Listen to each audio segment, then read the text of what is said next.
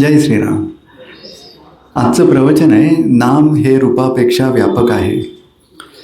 समजा मी तुम्हाला प्रश्न विचारला की आनंद म्हणजे काय, तर एखाद्या आनंदी मुलाकडे बोट दाखवून तुम्ही म्हणाल की हे पहा, इथे आनंद आहे.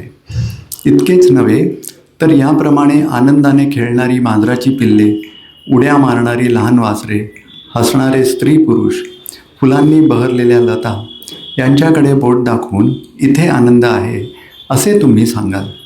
पण हे काही माझ्या प्रश्नाचे खरे उत्तर नव्हे. आनंदी वस्तू कोणत्या आहेत असा माझा प्रश्न नसून आनंद मला दाखवा असे मी विचारले होते. आनंदी वस्तूंमध्ये आनंद राहतो, म्हणून वस्तू हा काही आनंद नव्हे. लहान मूल हेच जर आनंद असेल तर मोठे स्त्री पुरुष आणि मांजरीची पिल्ले आनंदयुक्त असणार नाहीत. अर्थात आनंद हा एकच असला पाहिजे, कारण सर्व ठिकाणी आढळणाऱ्या आनंदाला एकच शब्द आपण वापरतो. आपण जो माणूस पाहतो तो निराळा असतो, तरी सर्वांना आपण माणसेच म्हणतो, कारण प्रत्येक माणसामध्ये मनुष्यपणा आहे. तो आपल्या इंद्रियांना दिसत नसला तरी मनाने ओळखता येतो आणि त्याचे अस्तित्व मनुष्य या शब्दाने सांगता येते. मनुष्यपणा हा शब्द आहे, हे नाव आहे, म्हणून रूपाला अस्तित्व नामामुळेच आहे. प्रत्येक वस्तूचे बाह्यरूप तिच्या नामामुळे टिकते. आनंदी वस्तू अनेक असल्या तरी त्यांच्यामध्ये राहणारा आनंद एकच असतो. म्हणजे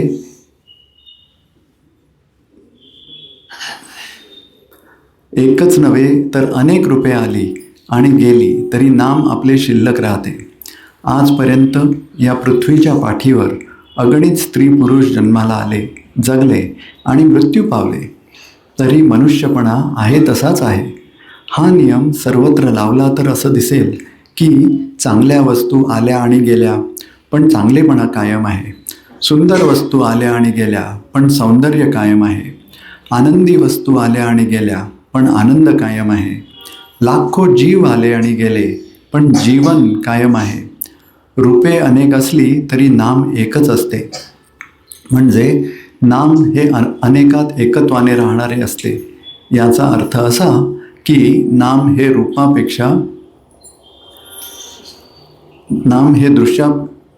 रूपापेक्षा व्यापक असते. रूप हे नामाहून निराळे राहू शकत नाही. नाम हे रूपाला व्यापून पुन्हा शिल्लक उरते. नाम हे दृश्याच्या पलीकडे आणि सूक्ष्म असल्यामुळे त्याला उत्पत्ती आणि विनाश, वाढ आणि घट, देश काल निमित्ताच्या मर्यादा इत्यादी कोणतेही विकार नाहीत. म्हणून नाम हे पूर्वी होते, आज आहे आणि पुढेही तसेच राहील. नाम हे सत्स्वरूप आहे. नामातून अनेक रूपे उत्पन्न होतात आणि अखेर त्याच्यामध्येच ती लीन होतात. शुद्ध परमात्मा स्वरूपाच्या अगदी जवळ कोण असेल तर ते फक्त नामच होय. म्हणून नाम घेतल्यावर भगवंत आपल्याजवळ असल्यासारखाच आहे. जय श्रीराम. आजचं बोधवचन आहे, माझे बोलणे प्रत्येकाला कळते. ज्याची जेवढी तयारी असेल तेवढे त्याला कळते, पण वाया कुठेच जात नाही. जय श्रीराम. आजच्या प्रवचनातलं महाराजांचं आयुष्यातलं सगळं काही जे सार आहे ते सांगितलं आहे की खरंच नाम हे रूपापेक्षा व्यापक, आणि हे सांगण्यामध्ये त्यांची एक फार खुबी नेहमीप्रमाणे दिसते की ते आपलं मन न दुखवता सुद्धा एक दुःखद बातमी देऊ शकतात.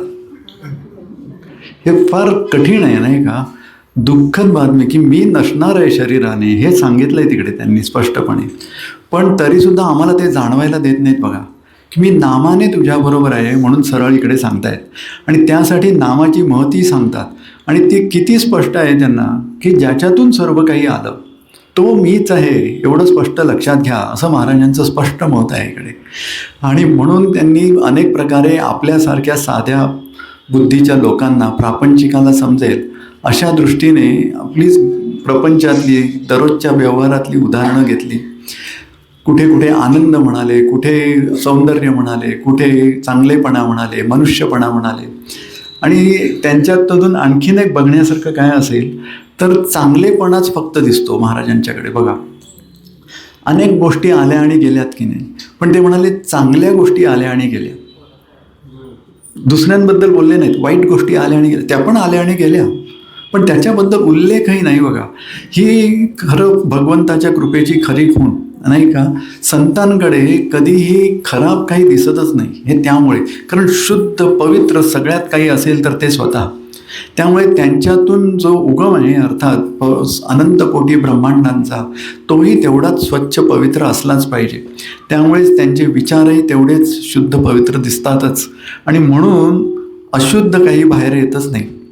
म्हणून कसं आहे बघा, आम्ही अशुद्ध आहोत, आमचं मन आज अशुद्ध आहे, चित्तशुद्धी पूर्ण नाही, व्यवहारात अनेक देवाणघेवाण दररोजची करावी लागते, आणि त्याच्यामुळे त्याचं प्रतिबिंब आमच्या मनामध्ये उठत राहतं, आणि सतत नामाचं पावित्र्य मिळू शकत नाही. एक प्रकारे मिळवण्याची ताकद नाही असे कोणीच नाही बरं का. आम्ही महाराजांनी जवळ घेतलं आहे म्हणजे बरोबर असलोच पाहिजे. त्यांनी म्हणालीत ना, आपता तुम्ही माझे झाला, विषयच संपवला त्यांनी एका वाक्यामध्ये. आता आणखी विचार करू नका म्हणाले.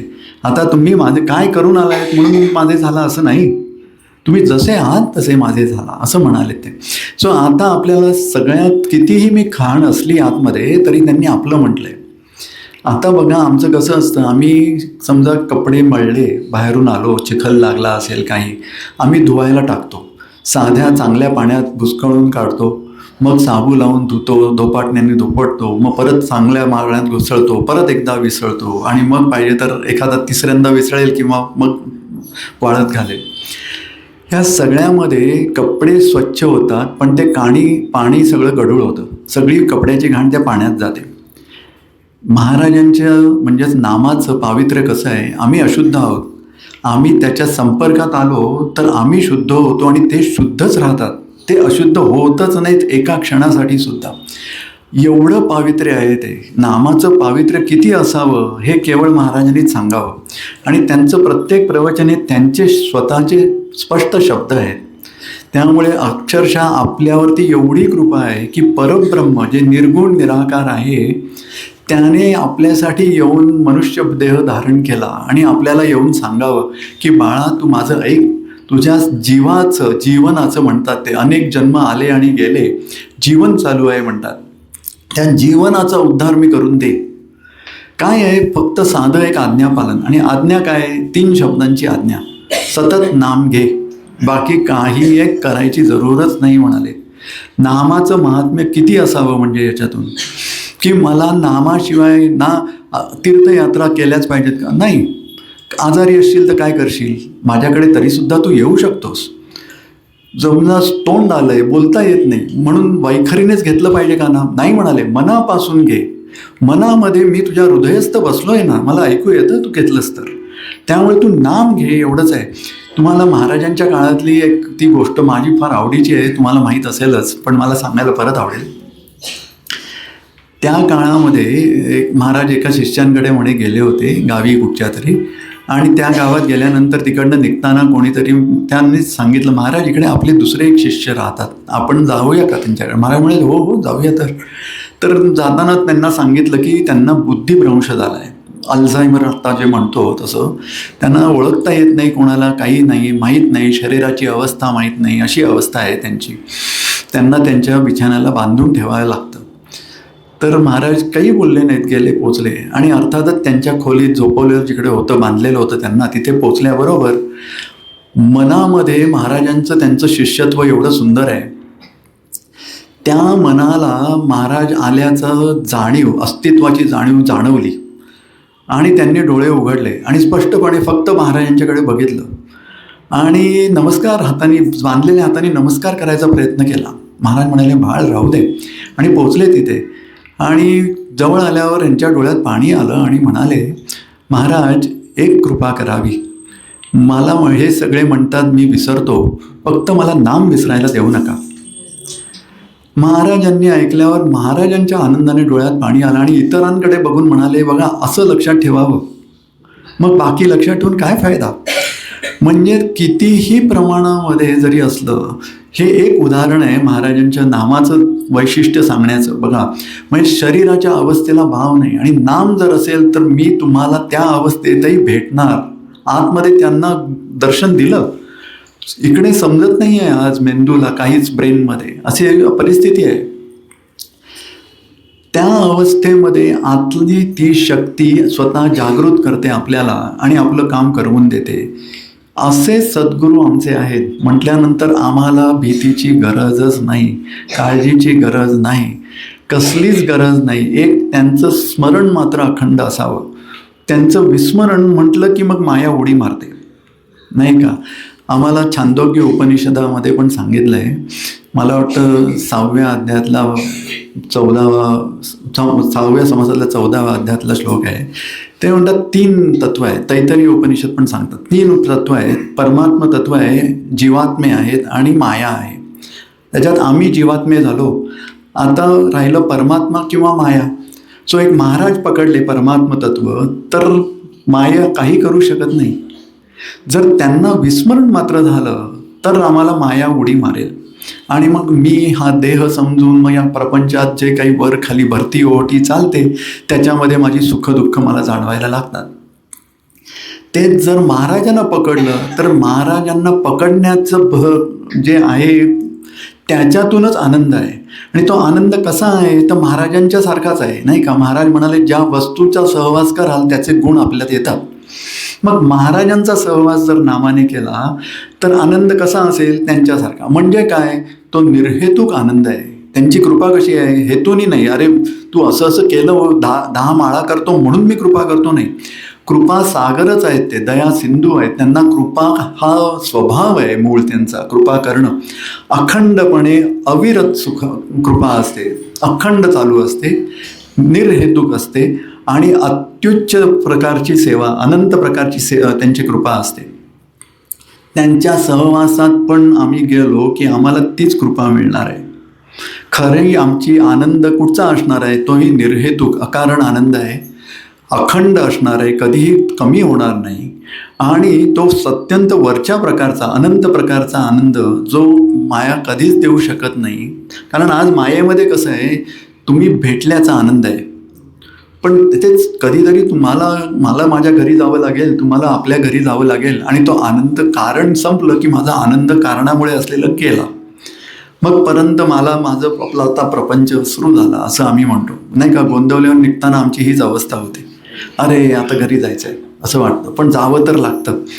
आणि मग तो आनंद तिथे राहतो. महाराज म्हणून म्हणतात मी आणि नाम वेगळे नाही, नाही का. आपल्या सर्वांना माहिती आहे मी आणि नाम वेगळे नाही. म्हणजे जर तू नाम घेतो, आता बघा एक आपल्याला वेगळ्या प्रापंचिक लोक आहोत, सो हे समजून घेतलं तर फार चांगलं सोपं करून ठेवलं आहे महाराजांनी.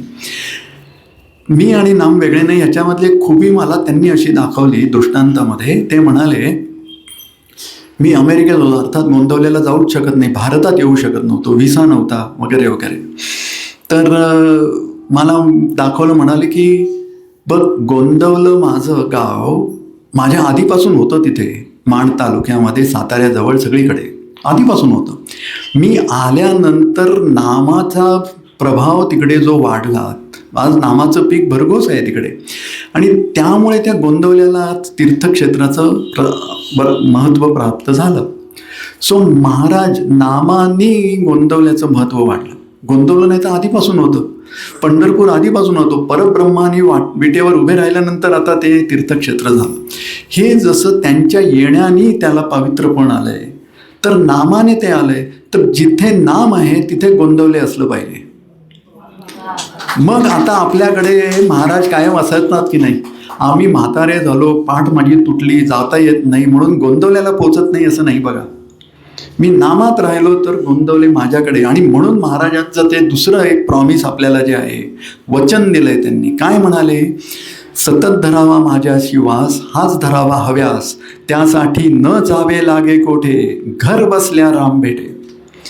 हे दुसऱ्या प्रकारे वचन आहे त्यांचं. आणि म्हणजे अनेक प्रकारे त्यांनी मला सांगितलं, बाळ तू काळजी करू नको, आपल्या सर्वांना तू कुठेही राहा, नामात असलास तर मी तुझ्याबरोबर आहे. आता मग काही राहिलं नाही बघा. आणि खरंच महाराजांनी मला ज्या आईवडिलांकडे म्हणजे ज्या 2 जीवांकडे पाठवलं, त्यांना बघून हेच दिसलं की वडील कायम आजारी असत, बिछाण्याला खिळलेले, पण नाम घेत असत. आणि त्यामुळे मी सुद्धा बाजूला बिछाण्यावर नुसता जरी बसलो तेव्हा मला नामाचं एवढं समजत नव्हतं काही. बराच काळ गेला, पण त्यांची इच्छा. पण बसलो तर बरं वाटत असे त्यांच्याकडे. ते बोलू शकत नसायचे, एवढं अशक्तपणा होता. पण कुठून तरी त्या नामाचा परिणाम आपल्यावर होत असतो. महाराज म्हणतात बघा, सहवासाने प्रेम येतं. त्यांच्या त्या अखंड नामाच्या सहवासाच्या लहरी तिथे असाव्या आणि म्हणून अक्षरशः गोंदवल्यात असल्यासारखं वाटत असे. तिथे शांत वाटायचं. गोंदवल्यात कसं होतं मला तेव्हा माहीत नव्हतं, पण जे वाटतं आता गेल्यावर ते समजतं की तेव्हाही मला तसंच वाटत होतं. त्यांच्याबरोबर बसलो की वाटत असे, हां इकडे निवांत शांतता आहे. काय आहे, कशाने शांतता आहे? त्यांच्याकडे खरं प्रकृती काहीच नाही, पैसा आमच्याकडे बिलकुल नव्हता, फार गरिबीत चाळीत वाटलो आम्ही. बरं, आणि म्हणून पैसा नाही तर काही भटकणं नाही. बरं, खाण्याला त्यांच्या बरीच डाएट आणि बरीच काय डॉक्टरनी बंधनं घातली होती, त्यामुळे आमचे आहार पण एकदम वेगळ्या प्रकारचा होता घरचा. मग म्हटलं जिभेला चव नाही यांच्या, काही नाही, हा माणूस फारसं बोलू शकत नाही, 2 मिनटं बोलली तर धाप लागायची, तर मला ऑक्सिजन द्यायला लागायचा, एवढी त्यांची अवस्था होती. असं असताना यांच्या बाजूला बसलो तर मला कसला आनंद वाटतो बरं. काय कसली शांतता आहे बरं इथे, जी कशानेही बधत नाही कशालाही. शांतता जी अभेद्य आहे. आणि ही केवळ नंतर महाराजांच्याच कृपेने त्यांच्याच दृष्टांतामधून त्यांनी दाखवलं की ही माझ्याकडूनच येऊ शकते. परब्रह्माच्या परतत्वामधली ही जी शांतता आहे, नीरव शांतता, अकारण शांतता, अभेद्य शांतता आहे. आणि अत्यंत वरच्या प्रकारची शांतता आहे, ज्याला महाराज समाधान, शांती, आनंद म्हणतात. हे सगळे समानार्थी शब्द आहेत त्यांच्या क्षेत्रामध्ये. पण आपण ती आनंद आपल्याला उपभोगायला आपल्याला सर्वांनाच पाहिजे, नाही का? आम्हाला आज कोणाला दुःख पाहिजे म्हटलं तर आम्ही नको म्हणतो. आम्हाला आनंद पाहिजे. काय पाहिजे, कशासाठी? तर पैसे कमावणार कशाला? तर मग गोष्टी विकत घेता येतात. मग म्हणून तू आनंदी होशील का? नाही. मग एखादी खराब झाली की लगेच घेता येते म्हणून त्याने आनंद मिळतो का? तर नाही. अनेक पैसेवाले महाराज म्हणतात तसं आनंदी दिसत नाही. मग तुला आनंद का पाहिजे? आज जसं म्हणाले तसं मला आनंद दाखवा म्हणाले, तर आम्हाला आनंद दिसत नाही. तसं आनंद का पाहिजे? तर काचं उदाहरण सांगता येत नाही, कारण सांगता येत नाही. का आनंद पाहिजे? फार तर म्हणू की आम्हाला दुःख नको म्हणून आनंद पाहिजे, पण ते काही खरं उत्तर नव्हे. आनंद का पाहिजे? तर आम्ही महाराजांचेच अंश आहोत. परमात्म्याचा अंश आत्मा जो आपल्या सर्वांमध्ये आहे. तर तो, जसं मी नेहमी म्हणतो, या सागरातलं पाणी जर एक थेंब आपण प्रत्येकाने जरी आणला तर तो खारटच असणार, कारण तो त्या सागराचा अंश आहे. तसं त्या सच्चिदानंद परमात्म्याचे आम्ही जर अंश आहोत तर आम्ही पण सच्चिदानंद असलोच पाहिजे. म्हणून मग तो आनंद हे सुद्धा आमचा मूळ स्वभाव आहे, म्हणून तो आम्हाला पाहिजेच. आणि मग तो कसा पाहिजे? तर त्या परमात्म्यासारखाच पाहिजे. मग तो कसा आहे? तर आपले महाराज आणि तो वेगळा नाही धरतात. म्हणजेच कसा? तर अकारण आहे. त्याला अस्तित्वाला का आहेस विचारलं तर त्यालाही सांगता येत नाही. तो वेदांमध्ये पण तो म्हणतो मला माहीत नाही मी काय, मी आहे एवढं मी सांगू शकतो स्वतःबद्दल. तसं आमचे महाराज सर्वत्र आहेत. त्यांना विचारलं का आहात तुम्ही? ते म्हणतात मी आहे, हे माझा स्वभाव आहे की मी आहे सर्वत्र. म्हणून मी गमतीत नेहमी म्हणतो की आता तुम्ही अडकलात, मी कुठेही गेलो तरी तुम्ही आहात, मग तुम्ही अडकलात. मी कसाही वागलो तरी तुम्ही आहात. आता अर्थातच तुम्ही आहात दुसरा फायदा करून कसा घ्यावा? तर तुम्ही आहात म्हणजे तुम्हाला आवडेल असं माझं वागणं असावं, हे आधी आपल्या मनात राहतं. की त्यांची आठवण असेल, अरे ते समोर बसलेत म्हटल्यावर आम्ही आता इकडे कसंही वागू का? नाही, आदराने वागू. महाराज प्रत्यक्ष बसले तिथे. मग कसं असावं? एकमेकांबद्दल प्रेम असतं, सगळं असतं. अमेरिकेत सुद्धा असताना मी एका संस्थेमध्ये जात असे. मला देहाच्या गुरूंची एकदम ओढ होती. तर गुरुपौर्णिमेचा सप्ताह होता त्यांच्याकडे, पण आम्ही 7 दिवस राहिलो. सगळं त्यांनी, गुरुमाई होत्या, त्यांनी आम्हाला सांगितलं वगैरे. आणि प्रेम एकमेका, म्हणजे असा एक प्रयोग पण झाला की डोळे मिटून बसावं तुम्ही. त्यांच्याकडे मंत्र होता ओम नमः शिवाय. आमचं नाव श्रीराम, दोघे एकच म्हणा, एकाच परमात्म्याची अनेक नावं, पण सिद्ध मंत्र दोन्ही आलेले. आपला मंत्र म्हणत बसा म्हणाले आणि शांतपणे, आणि आता डोळे उघडा म्हणाले. तर समोर त्या बसल्या होत्या. म्हणाले आता आजूबाजूला बघा तुमच्या. तर आम्ही बघितलं. बघा म्हणाले, सगळी त्याच एका तत्वाची मुलं आहेत तुमच्या आजूबाजूला बसलेली. अशा रूपाने बघा तुम्ही. आणि एक वेगळंच प्रेम जाणवलं की हो अरे आपलेच सगळा परिवार बसला आहे सर्वत्र. हां, हे लक्षात आलं, बरं वाटलं. आम्ही सगळे आणि ते असे 7 दिवस फार मजेत गेले आणि आम्ही निघालो. आता 7व्या दिवशी मात्र रविवार होता. दुसऱ्या दिवशी सकाळी सगळ्यांना सोमवारी कामावर जायचं आहे वगैरे, आणि लांबून लांबून आम्ही, म्हणजे मी तर 9 तास गाडी चालवून वगैरे जायला लागायचं. असे गेलो होतो आम्ही. जेव्हा रविवारी रात्री निघालो, बाहेर निघालो तर गाड्या एकमेकांबरोबर घुसतायत आणि पॅ पॅ हॉर्न बिन जोर जोरात मारतायत. तेव्हा भाऊ बहीण होतं ते विसरले. आमचा प्रपंच लगेच खेचतो बघा. मग आम्हाला तसं होतं गोंधळून निघताना, अरे तिथे फार शांत होतं. तशीच अवस्था येते की काय होतं, ह्या प्रपंचाच्या धकाधकीमध्ये महाराज आहेत हे विसरायला होतं. ते होऊ नये म्हणून नामस्मरणाचा अभ्यास मात्र पाहिजे. अखंडपणे जेवढा शक्य आहे तेवढा करावा. ते आहेत हे जाणीव होण्यासाठी म्हणून बसून, समोर बसून करावं. जसं आज आपण एकमेकांसमोर बसून एकमेकाला बघतो, ऐकतो. ऐकल्याबद्दल आपण खूण करतो, हां ऐकलं, हां तुला मला समजलं. एक जण म्हणतो नाही समजलं, चेहऱ्यावरून समजतो नाही समजलं, असं जे आहे तसं असतं इथे. हे जर बसले तर नाम जेव्हा घेऊ तेव्हा खऱ्या अर्थाने वाटतं की ते ऐकतात. आणि महाराजांचंच सांगणं आहे बघा, एका ठिकाणी प्रवचनांमध्ये ते म्हणतात, दररोज ठराविक वेळेस ठराविक ठिकाणी बसून उपासना करावी. असे केल्याने उपास्य देवतेमध्ये चैतन्य अनुभवाला यायला लागेल. कारण चैतन्य महाराज सर्वत्र भरलेले आहेत, म्हणजे चैतन्य सर्वत्र आहे. मग ते मला अनुभवायला का येत नाही, ते आहेत हे जाणवत का नाही इथे तिथे? कारण आज मी सगुणामधूनच त्यांच्याशी संबंध जोडू शकतो, म्हणून मला सगुण रूपाने ते पाहिजेत. मग ते जर पाहिजेत तर त्याचा उपयोग करून घेतला पाहिजे. 1 तास कमीत कमी का होईना असं मला वाटतं. पण महाराजांची आज्ञा आहे सततची, म्हणजे 24 तास 7 दिवस 365 दिवस वर्षाची, अशी सगळी वर्ष, नाही का? पण आपण 1 तासाने तरी सुरुवात करू. आपण कुठेतरी सुरुवात करतो, शाळेत पहिलीपासून सुरुवात करतो, तसं इकडे 1 तासाने. पण समोर बसून प्रत्यक्ष ते बसले असतील तर आपण कसं बरं नाम घेऊ? एवढ्या प्रेमाने घेऊ की ज्यांना आवडेल. जसं त्यांचं माझ्यावर प्रेम आहे तसंच प्रेम मी त्यांना दिलं पाहिजे, नाही का? तर तो योग्य व्यवहार झाला. महाराज म्हणतात व्यवहार दृष्टीने प्रपंच करावा. ते हे की त्यांचं जेवढं माझ्यावर प्रेम आहे, त्यांचं जेवढं माझ्यावर लक्ष आहे, माझं तेवढंच मनातून लक्ष त्यांच्यावर असावं. तो बरोबर व्यवहार होईल, नाही का? नाहीतर त्यांनी दिलंय जास्ती आणि मी मात्र कमीच देतो त्यांना, तो व्यवहार बरोबर होत नाही. मग म्हणून महाराज म्हणाले अशा दृष्टीने जो प्रपंच चांगला करेल, नेटका करेल, त्याला परमार्थ सोपा आहे. मग प्रपंच कोणाचा आहे? तर महाराज प्रपंच प्रमुख आहेत.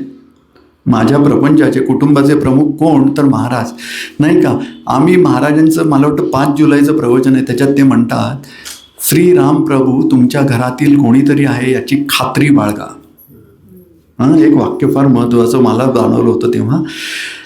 तर हे वाक्य म्हटल्यानंतर अरे वा, फार बरं वाटलं मला. हो, माझ्या घरात नुसते वडील आजारी असतात, मी मोठा होतो थोडा कॉलेजला, मला आता तेवढं टेन्शन नाही, श्रीराम आहेत माझ्या घरामधले कोणीतरी.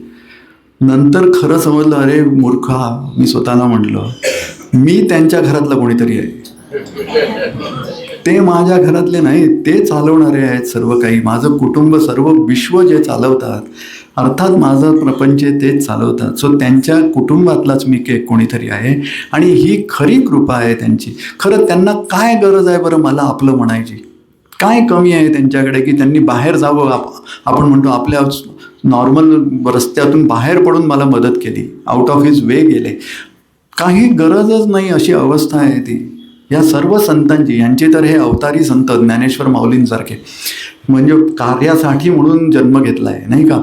आईच्या पोटात असताना येऊन लोक दर्शन घेऊन म्हणायचे, मेरे लाला तू यहाँ है, तेरा दर्शन पाके मैं धन्य हो गया.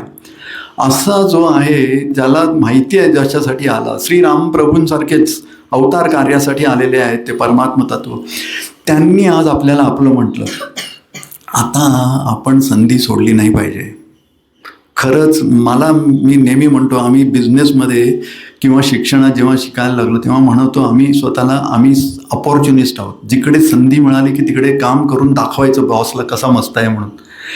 तसे संधी साधू, मराठीत जे म्हणतो तसे आम्ही व्यवहारात संधी साधायला बघतो. कुठे पैसे जास्ती मिळतील, कुठे काय कमी मिळेल, काय करता येईल, स्वस्तात मिळतं का.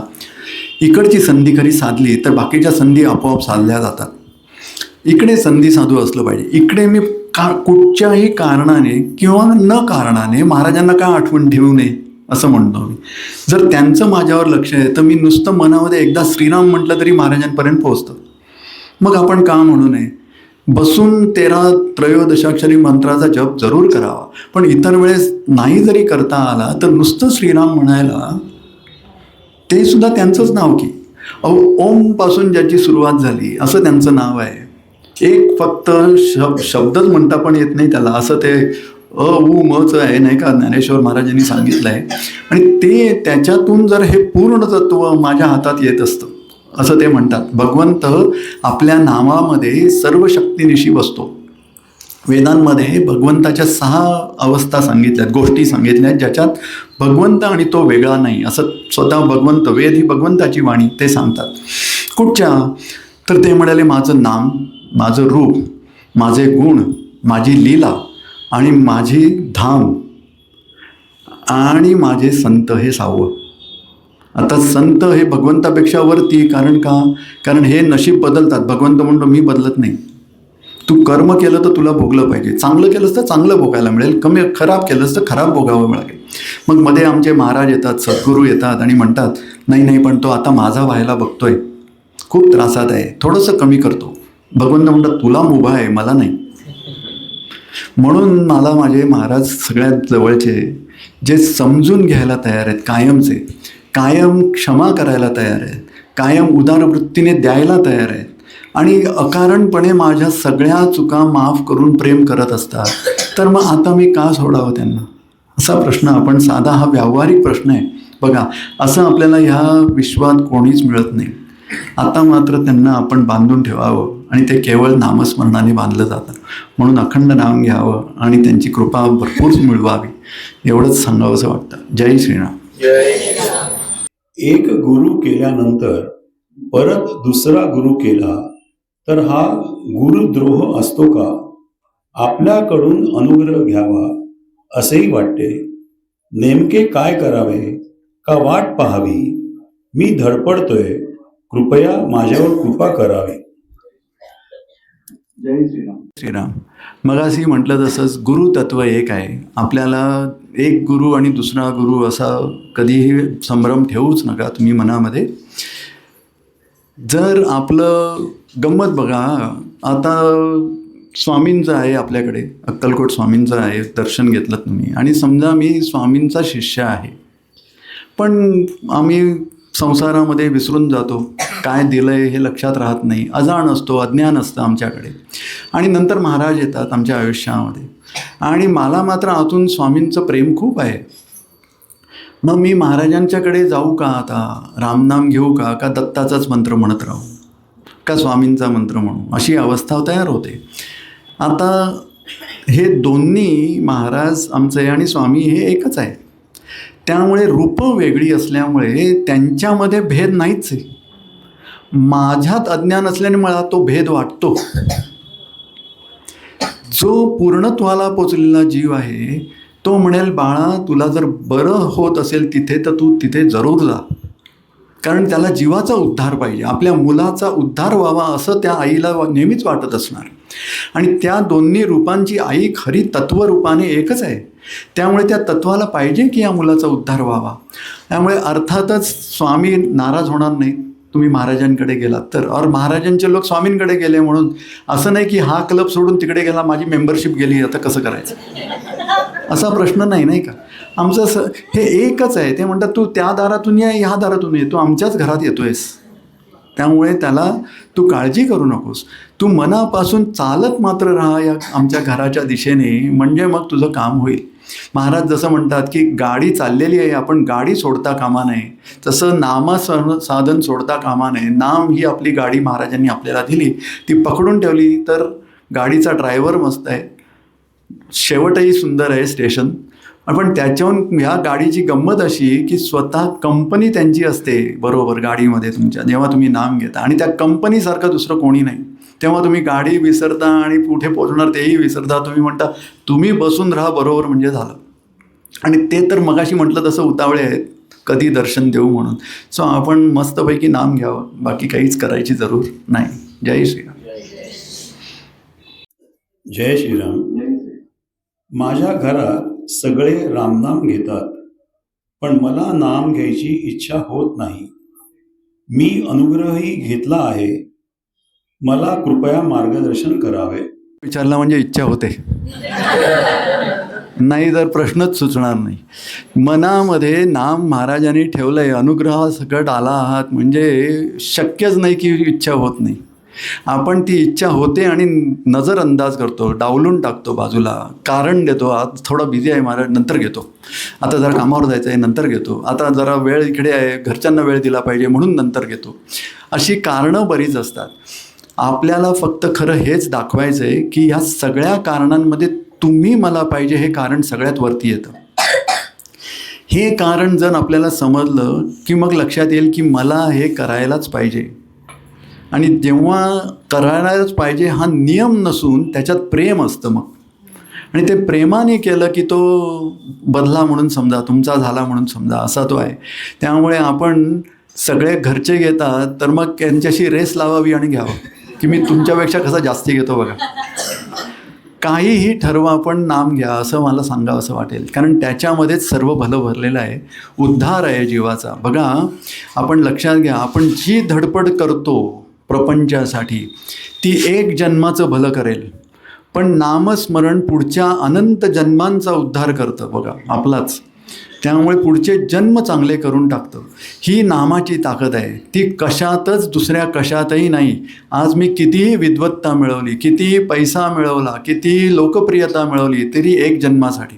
पुढच्या जन्मी परत शिकायला पाहिजे, परत हालपाय धडपड केली पाहिजे, परत. आपण घाबरवत नाही, पण 10वी 12वी आहे आपली झाली असं समजू नका. आम्हाला मुलांचं टेन्शन असतं, अरे स्वतःचं टेन्शन घ्यावं, पुढच्या वेळेस काय होईल माझं, त्याच्यापेक्षा आतापासून नामाला लागलेलं बरं असं सांगावं असं वाटतं. जय श्रीराम. जय श्रीराम. साधना म्हणजे काय, ती कशा प्रकारे करायची याचे मार्गदर्शन करावे. जे साध्य साधायला करावं लागतं त्याला साधना म्हणतात. ते कसलीही असो. आता नोकरी मिळवायची असेल तर जाऊन ॲप्लिकेशन करावे, इंटरव्ह्यू द्यावा वगैरे वगैरे. त्याच्या आधी ते मिळण्यासाठी आधी शिक्षण करावं, जिथपर्यंत आहे तिथपर्यंत. हे सगळं साधनेचाच भाग असतो, त्या नोकरी मिळवण्यासाठी केलेली साधना आहे. जसं जेवण करायचं असेल, ते साध्य असेल तर त्याच्यासाठी आधी पैसे कमवावे लागतात, ते घरी द्यावे लागतात. तर मग घरी कोणतरी भाजी बिजी आणून ठेवेल, ते स्वयंपाक बनवून देतील, मग मला खायला मिळेल. तर ते सगळं जे आहे ती परत साधनाच आहे. तसंच परमार्थामध्ये महाराजांच्या जवळ पोचायचं असेल तर नामस्मरण ही साधी साधना आहे.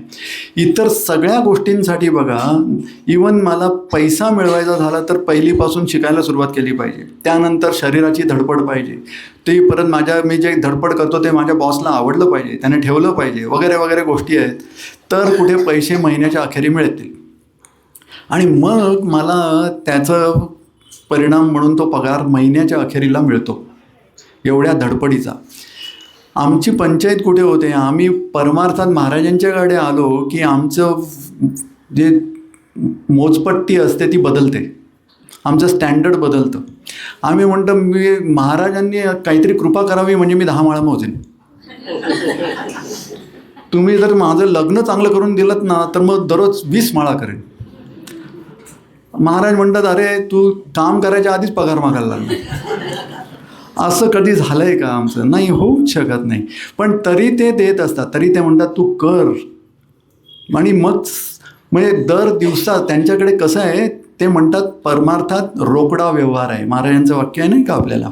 म्हणजे काय, तू म्हटलंस आत्ताच्या आत्ता प्रत्येक सेकंदाला पगार मिळाल्यासारखं आहे.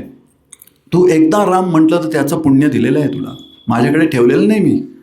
श्रीराम जय राम जय जय राम पूर्ण मंत्र म्हटलं तर त्या सगळ्याचं पूर्ण पुण्य लगेच तिथल्या तिथे मिळालं आहे. मन नाही लागलं, ते म्हणाले मला लागत नाही, मी तुला त्याचं जेवढं देणं आहे तेवढं दिलं. मनापासून केलंस तर त्या एका मंत्राचं पूर्णच्या पूर्ण पुण्य मिळेल. म्हणजे कसं आहे, आता मी नेहमी म्हणतो 1 तासाला मी कुठेतरी काम करतो, ते 100 रुपये देतात, आणि दुसरा त्याच कामाचे 1 तासाचे मला 1000 रुपये देतो. आपण कुठे जाऊ, जो 1000 देतो तिकडे सरळ आहे. तसं मनापासून नाम घेणं आणि नुसतं नाम घेण्यामध्ये फरक आहे. आपण तसं घेतलं पाहिजे. मनापासून घेतलेल्याचं श्रेय खूप जास्ती आहे नामाचं, आणि ते पुण्य आम्हाला खूप लांबपर्यंत उपयोगी पडतं. हे लवकर खर्च होऊन जातात. 100 रुपये खर्च करायला वेळ लागत नाही, 1000 जरासा वेळ लागेल नाही का, थोडं तरी टिकेल. तसं आमचं हे टिकलेलं असलं पाहिजे, म्हणून मनापासून घ्यावं. कारण काय होतं, त्या मनापासूनच्या नामामध्ये महाराजांचं प्रेम येतं आणि ते प्रेम परत मगाशी म्हटलं तसं अबाधित आहे, कायमचं आत बसून राहणार तुमच्या. ते असंच वाऱ्यावर उडून जाऊच शकत नाही. म्हणून आपण मनापासून नाम घ्यावं. जय श्रीराम. मी पूर्वी रामनाम घेत होतो, मात्र मी सध्या मेहर बाबा हे नाम घेतो. योग्य आहे का? स्वामी कृपया मार्गदर्शन करावे. एक मी बदल करू इच्छितो. मी स्वामी नाही आहे ना महाराज. ते आतमध्ये जाऊन विचारायला लागेल नाही तर म्हटलं तर. बरं, आता या लाऊडस्पीकरला विचारलं तर बघू काय म्हणतात. ते म्हणतात की तुम्ही मेहर बाबा, मगाशी आपण यांचं उत्तर बोललो एक प्रकारे, पण मेहर बाबा हा महाराजांचंच एक नाव समजावं म्हणजे मग आपला प्रश्न मिटला. तिथल्या तिथे आपण सहजपणे यांच्याशी वृत्ती तल्लीन करून देऊ शकतो आणि नामाचा परिणाम भोगू शकतो. सो अर्थातच इकडे यांच्याकडे जेव्हा बघा, आपले वेदवाणीसुद्धा जी आहे त्या वेदांमध्ये कुठेही लिहिलेलं नाही की हे ह्या धर्मासाठी लिहिले आहेत. भगवंताची वाणी आहे, त्याला सगळे जीव सारखे. त्यामुळे त्या वेदांची वाणी एवढी मोठी आहे की ते सगळ्या जीवांना एकत्र करते आणि आपल्याला सांगत असते आपलं भलं कशात आहे. म्हणून तसंच ह्या नावांचं आहे. हे जे एक पदाला सगळे जे पोचले, एकरूप झाले, त्यांच्याकडे भेदाभेद नाही. सो आपणही तेवढ्याच मोकळेपणाने नामस्मरण करावं, त्यांची साधना करावी, त्यांची सेवा करावी, मनापासून त्यांना शरण जावे. आणि आपल्याला प्रत्ययसुद्धा सगळीकडून सारखाच होता. गावामध्ये राहायचा लांबवर आणि फक्त एकच प्रार्थना करायचा की बाबा रे देवा, मला तुझी नाम अखंडपणे येऊ दे आणि त्याच्यात प्रेम येऊ दे. आणि दिवसभर ते करायचं. कुठे जात नसे, त्यामुळे पैसे नव्हते, गरीब होता वगैरे वगैरे. तर एक तेव्हा काळी ब्राह्मण होता, तो चालला होता आणि त्याला वेद वगैरे पूर्ण माहिती आणि शुद्ध उच्चाराने तो सगळं काही करत असे, वेदांचं पारायण. आणि तर तो एकदा नदीतून बोटीतून चाललेला असताना त्याला त्या गावाच्या दिशेने कोणीतरी, हे मंत्रच होता तो वेदांमधला एक, तो हा म्हणतोय पण अतिशय अशुद्ध, उच्चार बरोबर नाहीत, हे नाही, असं सगळं चाललंय. असा तो आवाज ऐकू आला. त्याला ते राहवलं नाही. त्याला पुढे जायचं होतं पुढच्या गावांना, पण तो म्हणाला नाही नाही, ह्याला आधी मला हे ऐकवत नाही, हे एवढं अशुद्धपणे हा मानतो हा माणूस. म्हणून तो बोट थांबवतो आणि आवाजाच्या दिशेने जात जात जात त्या झोपडीकडे पोहोचतो. तर तिकडे हा तल्लीन होऊन डोळ्यातून पाणी लागलंय, डोळ्याला धारा लागल्या आहेत आणि तो मंत्र आपला म्हणतोय अशुद्धपणे, पूर्ण उच्चार अतिशय अशुद्ध. हा दरवाजा ठोठवतो आणि आत जातो. म्हणतो, तो बघतो यांना आणि यांचं नाव माहीत असतं सगळ्यांना, सगळ्या ठिकाणी यांचं नावाजलेले असतात. तो नमस्कार करतो की आपण या आतमध्ये महाराज म्हणतो. तर हा जातो ब्राह्मण आतमध्ये. म्हणून ते म्हणतो, मी तुला सांगायला आलो की अरे तू असा जो मंत्र म्हणतोयस याचा काय फायदा, याचा अर्थच काही बरोबर होत नाही, देवाला काही समजणार नाही वगैरे वगैरे. तर तू जर योग्य रीतीने म्हणशील तर भगवंताची कृपा होईल तुझ्यावरती. तर तो म्हणतो, तुम्ही शिकवाल का? तर तो म्हणतो, ठीक आहे मी शिकवतो. तो राहतो त्याच्याकडे 2-3 दिवस आणि दररोज त्याला पढवून शिकवतो आणि शेवटी 3 दिवसांनी त्याला उच्चार जरा जरा चांगले यायला लागतात. तो म्हणतो, आता तू असं कर, तू याच्यावरती दररोज याची प्रॅक्टिस कर आणि मग नंतर तुला शुद्ध येईल. तो म्हणतो, मग काय होईल? अरे वाटलं तर तू पाण्यावर पण चालू शकशील, अशी भगवंताची कृपा आहे त्याच्यामध्ये, होईल तुझी. तो बरं आहे म्हणतो, मी प्रयत्न करतो. तो म्हणतो, तू कर, होईल. आणि हा ब्राह्मण निघतो आपल्या वाटेने पुढे जायला. तो हळूहळू जातो, त्या बोटीत बसतो आणि हळूहळू ती बोट परत मधीच्या प्रवाहात येण्यासाठी म्हणून वल्भत असतो. तेवढ्यात परत ह्या माणसाचा आवाज ऐकू येतो. तो त्यांना, महाराज थांबा थांबा, बाबा थांबा तुम्ही, म्हणून धावत येत असतो मागून. तर कारण ह्याला ऐकू यायला लागतं की परत हा अशुद्धच उच्चार करतोय. तो म्हणतो, महाराज माझं चुकतंय काहीतरी, मी परत जुने, कारण इतकी वर्ष तसाच म्हणत असतो अशुद्धपणे. तर परत त्याचीच येतं तो मंत्र, म्हणून अशुद्धपणे धावतो, म्हणून धावत येत असतो मागून मागून. तर हा वळून बघतो तर तो पाण्यावर धावत असतो. भगवंताला भावना फार महत्त्वाची, भाव महत्त्वाचा आहे. देव भावाचा भुकेला म्हणतो आम्ही, नाही का? तशी ती भावना आहे बघा इथे. ह्यामध्ये तुम्ही कुठच्याही नावाने त्याला हाक मारा, अहो आता तुम्ही बघा, आपल्याला आपण श्रीकृष्णाचे अवतार लीला बघितलेत की नाही अनेक. हां, त्यांनी काहीही केलेलं आहे. हां, यशोदांचं त्यांच्यावरचं प्रेम आपल्याला माहिती आहे त्याच्या कथांमधून. आता लल्ला हे काय नाव आहे देवाचं, पण त्यांना चालतं. हां, त्याला कृष्ण म्हणून कोणी नाव हाकच मारलेली ऐकली आहे का आपण? अरे कृष्णा ये, आम्ही मारतो. नंदलाल ये, तू लल्ला ये, असं काहीतरी बोलायच्या आणि हे यायचे. त्याच्यातलं प्रेमच एवढं आहे की त्यांना, म्हणून ते मेहर बाबा म्हणा नाही तर कोणीही म्हणा, तो म्हणतो मला समजतंय तू काय म्हणतोस, कारण मी आतमधून बघतो तुझ्या मागण्या, हाक मारण्यातली शुद्धता मला पोचते आणि मग मी तिथे आहे म्हणतात ते. अशी यांची अवस्थाच ती आहे. त्यांना आतली ती भावनेची शुद्धी, पवित्रता दिसली की ते विरघळले. तर म्हणून महाराजांचं मला फार आवडतं, काय म्हणतात ते, नाम घ्या एक आहे आणि ते मनापासून घ्यायचा प्रयत्न कर. असं पण नाही की तू मनापासून घेतलं तरच मी येईन, तू प्रयत्न कर. बाकी सर्व मी करतो. बापरे म्हटलं, आणि काय पाहिजे, असा कोण भेटेल मला. नुसतं प्रयत्न केलं तर तुला पहिला गोल्ड मेडल देऊन देतो परीक्षेमध्ये. तू अभ्यास चांगला करतोयस आणि परीक्षा चांगली द्यायचा प्रयत्न करतोयस मनापासून, मग मी तुला पहिला आणणार. हे त्यांचं आश्वासन आहे सगळ्यांसाठी.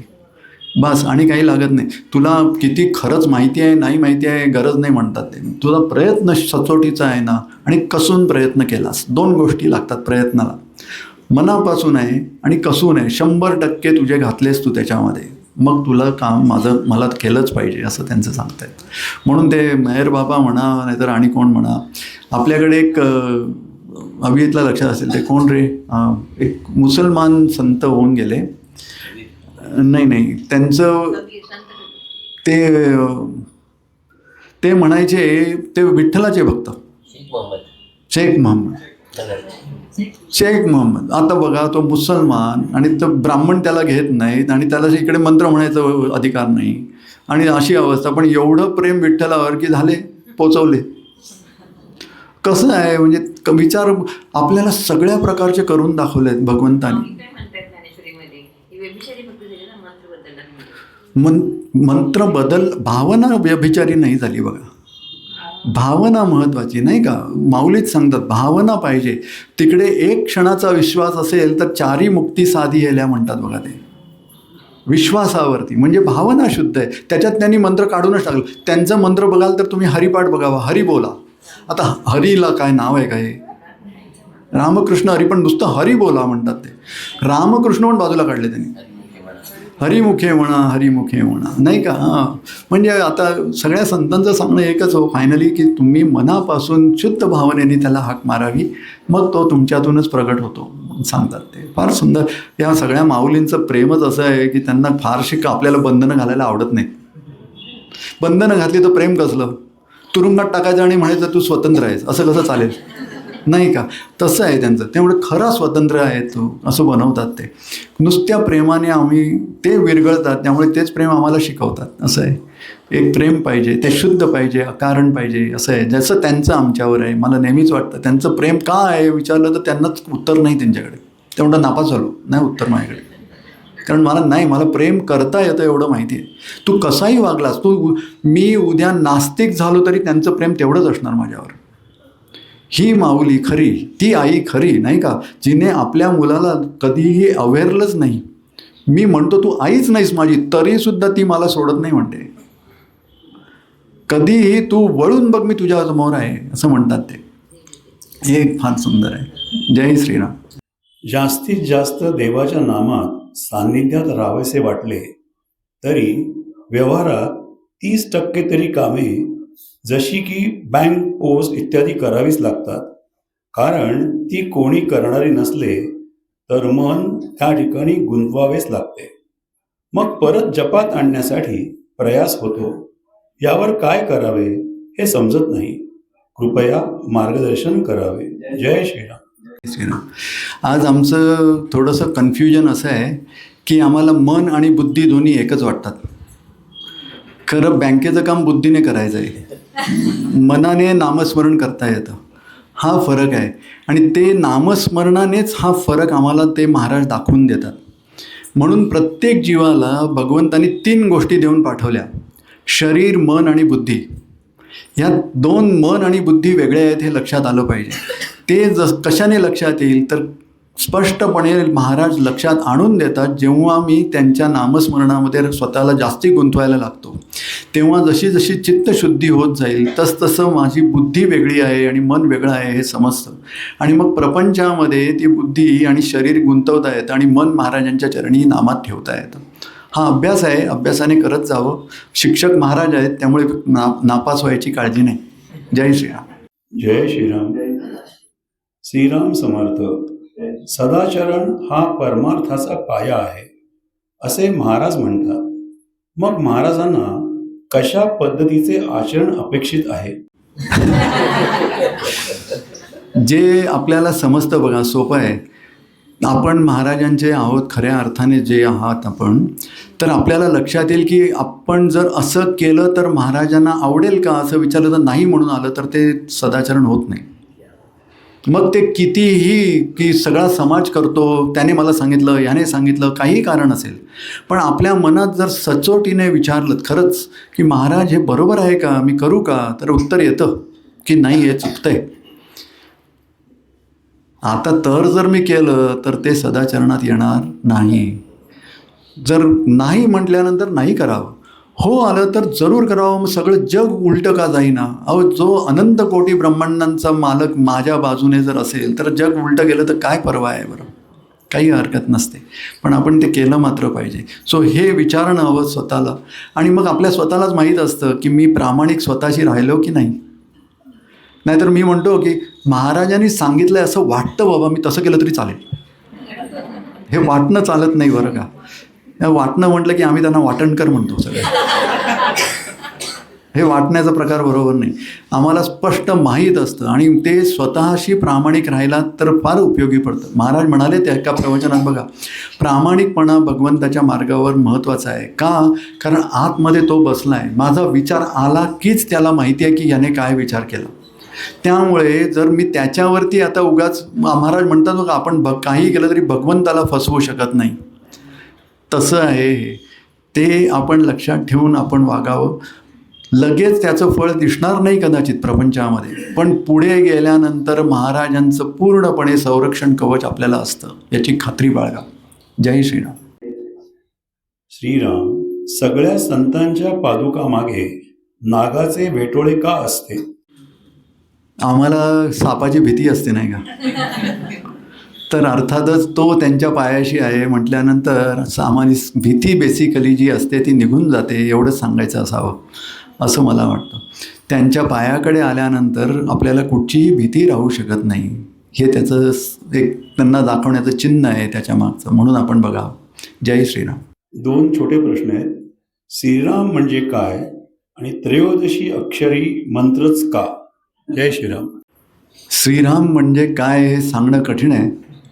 सगळ्यात सोपं म्हटलं तर आपण मागे गेलो तर दशरथाचा मुलगा, मोठा मुलगा म्हणून सांगितलं की विषय संपला असं म्हणता येईल. पण परमार्थात जेव्हा येतो तेव्हा ते अस्तित्व जे आहे ते सनातन अस्तित्व आहे, सगळ्याच्या आधीपासूनचं अस्तित्व आहे. त्या अस्तित्वाला दिलेलं एक नाव आहे असं म्हणता येईल. त्या अस्तित्वामधून अनंत कोटी ब्रह्मांड तयार झाली. त्या अस्तित्वाचं प्रत्यक्ष रूप म्हणजे श्री महाराज असं आपण म्हणू शकतो. त्या श्रीराम ह्या अस्तित्वाला काही सांगणं म्हणजे फार कठीण आहे. महाराज आज जसं म्हणाले तसं परमात्म्याचं पहिलं व्यक्त रूप जर काय आहे तर ते नाम, ते राम, ते ओम हा जो आहे तो याच्यात आणि महाराजांमध्ये फरक नाही. त्याचप्रमाणे त्रयोदशाक्षरी मंत्र हा जो आहे हा महाराज जसं स्वतः म्हणालेत की तो सिद्ध मंत्र आहे. कारण ह्या विश्वामध्ये जेव्हा काहीच नव्हतं त्या काळात जेव्हा पहिलं व्यक्तरूप म्हणजे ओम म्हणून आपल्या वेदांनी जे सांगितलं त्यावेळेस ह्या आसमंतामध्ये जे अमर्याद आहे त्यात कुठे ना कुठे काही सिद्ध मंत्र, बीज मंत्र तयार झाले. त्या मंत्रांपैकी हा त्रयोदशाक्षरी मंत्रही एक आहे. वेदांमध्ये असे एक एक शब्दांचे पण मंत्र तिथे आहेत. तसाच हा बीज मंत्र असल्याने त्या ओमसारखंच सर्व शक्ती या मंत्रामध्ये साठवलेली आहे. आणि म्हणून त्या त्रयोदशाक्षरी मंत्र आणि महाराज आणि ओम आणि ते परब्रह्म याच्यामध्ये कुठेही फरक नाही. आपण तो मंत्र महाराजांचाच आहे, तेच स्वतः आहेत ह्या भावनेने घ्यावा आणि आपलं भलं करून घ्यावं. जय श्रीराम. श्रीराम प्रसन्न. सामूहिक जप महत्व व फायदे साधकाला. आणि दुसरा भाग आहे, घरी केलेला जप मंदिर, मठ इत्यादीला कळवावा का नाही, याबाबत मार्गदर्शन करावे ही विनंती. केल्या सत्संगामध्ये पण असंच एक कोणी विचारलं होतं की सामुदायिक जपाचं महत्त्व असावं का. तर आम्हा सर्वांना एकत्र जेव्हा आम्ही करतो तेव्हा दुसऱ्याला बघून आम्ही समाजात वागत असतो बरेचदा. तर महाराजांनी त्याचाच फायदा इथे करून घ्यायला आम्हाला सांगितलं आहे. आम्ही कसं म्हणतो, अरे त्यांच्याकडे गाडी आली, माझ्याकडे कधी येईल. तसं त्याचा जप चांगला आहे, तो माझा कसा चांगला होईल म्हणून आपण केला तर जास्ती फायद्याचं आहे. पण त्याच्याकडे गाडी आली आणि मी जळत राहतो, तसं त्याचा जप चांगला होतो, मी जळत राहिलो आणि जप केला नाही तर फायदा नाही सामुदायिक जपाचा, बरं का. आपण सामुदायिक जपामध्ये दुसऱ्यांचं बघून त्याचं स्फुरण घेऊन जर स्वतःचा फायदा करून घेतला तर एकत्र येण्याचा फायदा आहे. दुसऱ्यांकडे बघण्यासाठी कधीच येऊ नये. आपण लक्षात ठेवावं की आपलं प्रत्येकाचं डायरेक्ट नातं महाराजांशी आहे, मध्ये कोणाचीही गरज नाही. आम्ही प्रत्यक्ष त्या आईची मुलं आहोत. त्यामुळे मला आईच्या जवळ जायचं असेल तर तिच्या जे आवडीचं आहे त्याच्याशी संधान बांधून ठेवावं आणि नामात राहावं. त्याच्यासाठी खरं दुसऱ्याची गरज लागत नाही. एकदा ते नातं दृढ झालं की मग आम्ही घर बसल्या राम भेटे हे महाराजांचं वाक्य आहे, त्याप्रमाणे आम्ही वागायला लागतो आणि मग गरज लागत नाही. कोणी आले तरी आम्ही आनंदी असतो, गेलेत तरी आनंदी असतो, कारण आमचं नातं जोडलेलं आहे हे माहीत असतं. हे सामुदायिक जपाचा आणि एकत्र असण्याचा फरक आहे. सध्या सामुदायिक जप केला तर काही चूक आहे असं अजिबात नव्हे. त्याच्यातून जपाला स्फुरण मिळावं, मन एकाग्र व्हावं, हेच बघावं त्याच्यातून, तर फायदा होईल. पुढचा प्रश्न होत आहे काहीतरी त्याच्यात सामुदायिक जपानंतर. हां, जपाची नोंदणी करावी का मठांमध्ये. जर आपण सांगितलं असेल, त्या गटाचे जर भाग असू आणि आपण सांगितलं असेल, आम्ही कळवू तर जरूर कळवावं. पण तेवढा एक आपल्याकडे मात्र मनात ठेवावं की एवढा जप म्हणजे मस्त झाला आहे असं म्हणू नये. कारण मग लगेच तो मी वरती यायला लागतो आणि तो वाढायला लागतो. त्यापेक्षा आपण जो दिला तो महाराजांनी करून घेतला या शुद्ध भावनेने मग त्यांच्याकडे महाराजांच्या चरणी द्यावा आणि महाराजांच्या खरंच खऱ्या मनाने कृतज्ञतेने सांगावं, शरण भावाने, की आपण करून घेतला त्याबद्दल मी आपला अत्यंत ऋणी आहे हे सांगावं आणि शरण जावं आणि विसरून जावं की आपण जप केला होता. जय श्रीराम. तर दुसरा दिवस उजाडेल आणि परत नव्याने शून्यापासून सुरुवात करता येईल. नाहीतर आम्ही ॲड करतो नाही का, काल 100 केला होता, आज 101 पासून सुरू करतो. नाही, आज शून्यापासून, म्हणजे मग परत 100 करायची इच्छा असेल. नाहीतर वाटतं की 200 केला म्हणजे भरपूर झाला असं वाटतं आणि मग मन जरा सुस्तावतं. तर आम्हाला ते सुस्तावणं नको आहे मनाचं कुठेही. मन नेहमी प्रसन्न असून किती केलं तरी तुमच्यासाठी कमीच पडतं ह्या भावनेने करावं. नाहीतर कधीही संख्येमुळे एक होतं की आता सांगता झाली म्हणजे आता जपाचा संबंध संपला असं वाटायला लागतं मनाला, आणि मन फसवतो. मन फार फसवं आहे आपलं.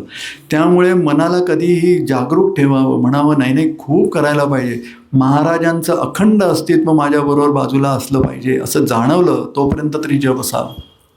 मग आपण त्यांच्यावर सोडता येतं. मग आतून ते एक बटन दाबतात ज्यामुळे अजपा जप सुरू होतो आणि तो अजपा जप सुरू झाला की आपलं काम संपलं. जय श्रीराम. दादा, ज्योतिषशास्त्रावर 2 प्रश्न आहेत. पहिला प्रश्न आहे, ज्योतिषशास्त्र ही विज्ञानासारखीच सर्व मान्य आहे का? प्रश्नच नाही. आत्ताच्या काळात असं मी म्हणत नाही, मी शास्त्राबद्दल म्हणतो. ज्योतिषशास्त्र जे आहे खरंच आहे एक शास्त्र आपल्याकडे. पण महाराजच म्हणून गेलेत बघा की त्या सगळ्या ग्रहांची आपल्या शरीरापुरतीच त्याच्यावरती ताबा असतो त्यांचा, पुढे काही नाही. आणि शरीर प्रारब्धाच्या अधीन. प्रारब्ध म्हटलं तर आम्ही कर्म जी केली, बरं त्या ग्रहांच्या परिमाण जे असेल ते परिमाण माझ्यापर्यंत किती प्रमाणात चालेल हे ज्योतिषशास्त्र सांगतं. त्याच्या पुढे त्याला सांगता येत नाही. मी मागेच एक महाराजांची गोष्ट सांगितली होती, ती थोडक्यात सांगतो. आपली वेळ होत आली, मला माहीत नाही, मला थांबायला हरकत नाही पण तुम्ही सांगावं. पण ती गोष्ट अशी होती की त्यांच्याकडे कोणी महाराज देहात असतानाची गोष्ट आपण सर्वांना माहीत असेल. ज्योतिषी आला होता जो खूप चांगला होता आणि सगळं पंचक्रोशीतून सगळे गेले तिकडे. सगळ्यांची सगळे प्रश्न वगैरे झाल्यानंतर त्यांना त्याला समजलं होतं महाराज म्हणजे एक संत आहे तिकडे, म्हणून तो दर्शनाला आला. तेव्हा महाराजांनी एक पत्रिका त्याला दिली. बाबा रे म्हणाले, माझ्याकडे बरीच मुलं लग्न होतात, तर एखादी पत्रिका बघून सांगशील का कसं आहे. त्याने 2 दिवस महाराजांनी दिली म्हटल्यावर भरपूर गणित वगैरे केलं सगळं, आणि मग येऊन सांगितलं की महाराज हा मुलगा जरा म्हणजे कहाणी थोडी दुःखदच आहे म्हणाले.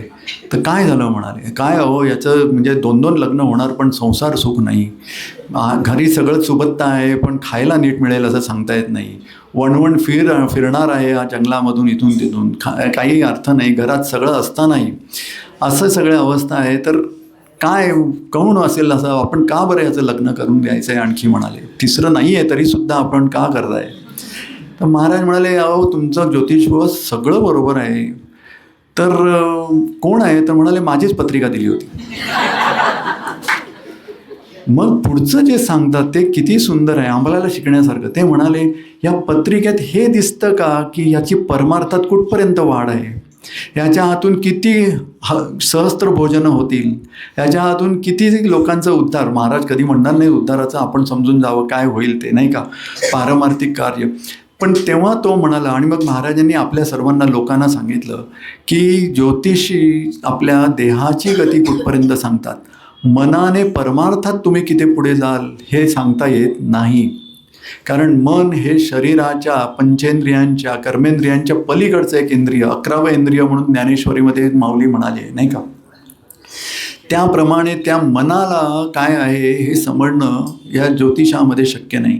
त्याचा कल आहे एवढं सांगता येईल, पण तो किती पुढे जाईल हे सांगता येत नसतं. म्हणून ज्योतिषशास्त्र नक्कीच आहे, आणि त्याचा जो भाग आहे कुठपर्यंत पकडेल तर शरीरापर्यंत. म्हणून आपल्याला महाराजांनी 13 कोटी रामनामाचा जप दिला आहे बघा. का बरं 13? कारण प्रत्येक कोटी जपामध्ये 12 ग्रह 12 कोटींमध्ये संपतात, आणि पुढचा 1 कोटी केवळ परब्रह्माकडे घेऊन जातो. म्हणून आपल्या शरीरावरची सर्व सत्ता त्या 12 ग्रहांची तेव्हा संपते. आणि खरं शेवटचा, पण त्यासाठी ते मोजता कामा नये. नाही तर परत मी 13 कोटी केले म्हणून सुरू होतो. आणि ते पण महाराजांनी दाखवलं आहे बघा त्या काळामध्ये. एकाला शेवटी डोक्यावर त्यांना खडावा मारून त्याचं तो वायू चालला होता आणि तो होणार होता मेंदूमध्ये, म्हणून त्याला थांबवलं आणि शुद्धीवर आणला. त्याचं 13 कोटी जप होऊन दर्शन झालं नाही. सो आम्ही दर्शनाचे भुकेले असावे, 13 कोटी पूर्ण करायची भूक नसावी. जय श्रीराम. त्यांचा दुसरा प्रश्न आहे, तसेच ज्योतिषाप्रमाणे आकाशात इतर ग्रहांसोबत राहू व केतू हे ग्रह आहेत, पण हबल स्पेस टेलिस्कोप व जेम्स वेब स्पेस टेलिस्कोपला ते दिसले नाहीत. मग ज्योतिषात तसे का दिले आहे? आता त्यांच्याच टेलिस्कोपमध्ये काय दिसतं आपल्याला काय माहिती. तुम्हाला गंमत सांगतो, पण आपल्या धर्मांमध्ये जे मोठे मोठे ऋषी होऊन गेले, एक तुम्ही वरती आकाशात कधी बघितलं तर एक सप्तर्षी म्हणून तारांगण दिसतं. त्यांना हे नासा टेलिस्कोपवाले जे म्हणता तुम्ही, ते त्यांना बिग डिपर म्हणतात, म्हणे कॉन्स्टलेशन, बरं का. तर ते म्हणजे बिग डिपर म्हणजे एक आपलं भांडं असतं नाही का, तशा टाईपचे ते 7 ऋषींचं एक चौकोन आहे एक प्रकारचा, आणि एक हँडलसारखं आहे त्याला 3 असे ते 7 तारे आहेत आकाशामध्ये. तर त्याच्यामधला हँडलमधला मधला जो तारा आहे तो सगळ्यात प्रभावी आहे, खूपच प्रकाश आहे त्याच्यामध्ये, बरं का. आमच्याकडे त्या सप्तर्षींमध्ये त्या ताऱ्याला अरुंधती वशिष्ठ अशी नावं दिली. अरुंधती वशिष्ठ आम्ही सगळ्यांनी ऐकलं. आता ते म्हणतात सप्तर्षी 7 तारे आहेत, आणि इकडे तर मधल्याला सप्तर्षी म्हणूनही 2 ताऱ्यांची नावं कशी काय. तर तिकडे लिहिलेलं आहे की ते 2 तारे आहेत, त्यातलं एक मोठा आहे आणि एक छोटा आहे. आणि कसे आहेत तर दोन्ही एकमेकाभोवती फिरत आहेत, त्यामुळे ते लांबून एक वाटतात. आता हे केव्हाच्या पुराणांमध्ये आमच्या ऋषींनी लिहून ठेवलं आहे, नाही. आता हबल टेलिस्कोप जो टेलिस्कोपवाले आहेत ते सांगतात आम्हाला की हो तिकडे 2 तारे आहेत. ते आम्ही टेलिस्कोपमधून बघितल्यावर समजलं. आमच्या ऋषींकडे कुठचे टेलिस्कोप होते बरं, ज्याच्यातून त्यांना हे प्रत्यक्ष माहिती आहे की तो एक मोठा आहे आणि दुसरा छोटा आहे. त्याप्रमाणे त्यांनी नावंही दिली आहेत तशीच. आणि म्हणून हे आम्हाला म्हणाल तर आज टेलिस्कोपची गरज नाही आम्हाला. त्यांनी प्रूव्ह करायची की आमच्याकडे काय आहे. आम्हाला स्वतःला माहीत पाहिजे की आज महाराज आहेत, विश्वाचा निर्माता माझ्याबरोबर आहे. ते राहू केतू त्यांना दिसतील न दिसतील आम्हाला फरक पडत नाही, पण अशी अनंत कोटी ब्रह्मांड करणारा जर माझ्यासमोर बसला असेल आणि तो फक्त केवळ नामाने माझा होत असेल, तर हे बाकीचे टेलिस्कोप घालावे चुलीत आणि आपण नामाला लागावं. मी स्पष्ट सांगतो, मी टेलिस्कोपवाला होतो पूर्वी, सगळे कचऱ्यात देऊन टाकले. यांच्यासमोर कशाची गरज लागत नाही. वेगळी दृष्टी देतात, ज्याला ही दृष्टी कमी पडते. अहो, टेलिस्कोपमधून दिसत नाहीत. मी तुम्हाला या टेलिस्कोपवाल्यांची एक गोष्ट सांगतो, सध्याची लेटेस्ट. माझा मुलगा याच्यात फार असतो, मी त्याला म्हणतो काय नको ते धंदे करत असतोस म्हणून, पण त्याला तो सांगत असतो आणि त्याच्यामुळेच अशी गोष्ट तुमच्याशी सांगता येते. तो म्हणाला, आत्ताचे जे आम्हाला समजलं आहे बाहेरचं जे युनिवर्स, विश्व जे आहे त्याच्यामध्ये किती सांगू तुम्हाला, कसं सांगावं, 2 ट्रिलियन म्हणजे किती होतात बरोबर, कितीतरी अब्ज करोड वगैरे असे 2 आकाशगंगा मिळाल्या त्यांना फक्त. आणि जे विश्व दिसलं ते किती बाहेर आहे हे माहितीच नाही. आता ह्या एवढ्या आकाशगंगा, आमची एक आकाशगंगेमधलं सगळे आम्हाला अजून काही माहीत नाही, ते माहीत नाही आणि हा जातो दुसऱ्याच्या घरात काय चाललंय बघायला. हे आमच्या टेलिस्कोपवाल्यांची बुद्धी. त्यांना वाटतं इकडचे प्रॉब्लेम सॉल्व्ह करायचे, तर हे करायच्याऐवजी कदाचित बाहेर असेल ना सोल्युशन, ते आधी शोधायला जाऊया. मग आपल्या घरात भांडण चालले तर मी बाजूचं कसं चाललंय ते बघतो, मग ते असेल तरी घरी येऊन लावता येईल असं म्हणतो तो. महाराज म्हणा, अरे तुझ्यात मी बसलो, जर मी तुला आतून पूर्ण करतो तर तुला बाहेर जाऊन शोधायची गरज काय आहे बरं. पण आम्ही लक्षात घेत नाही बघा.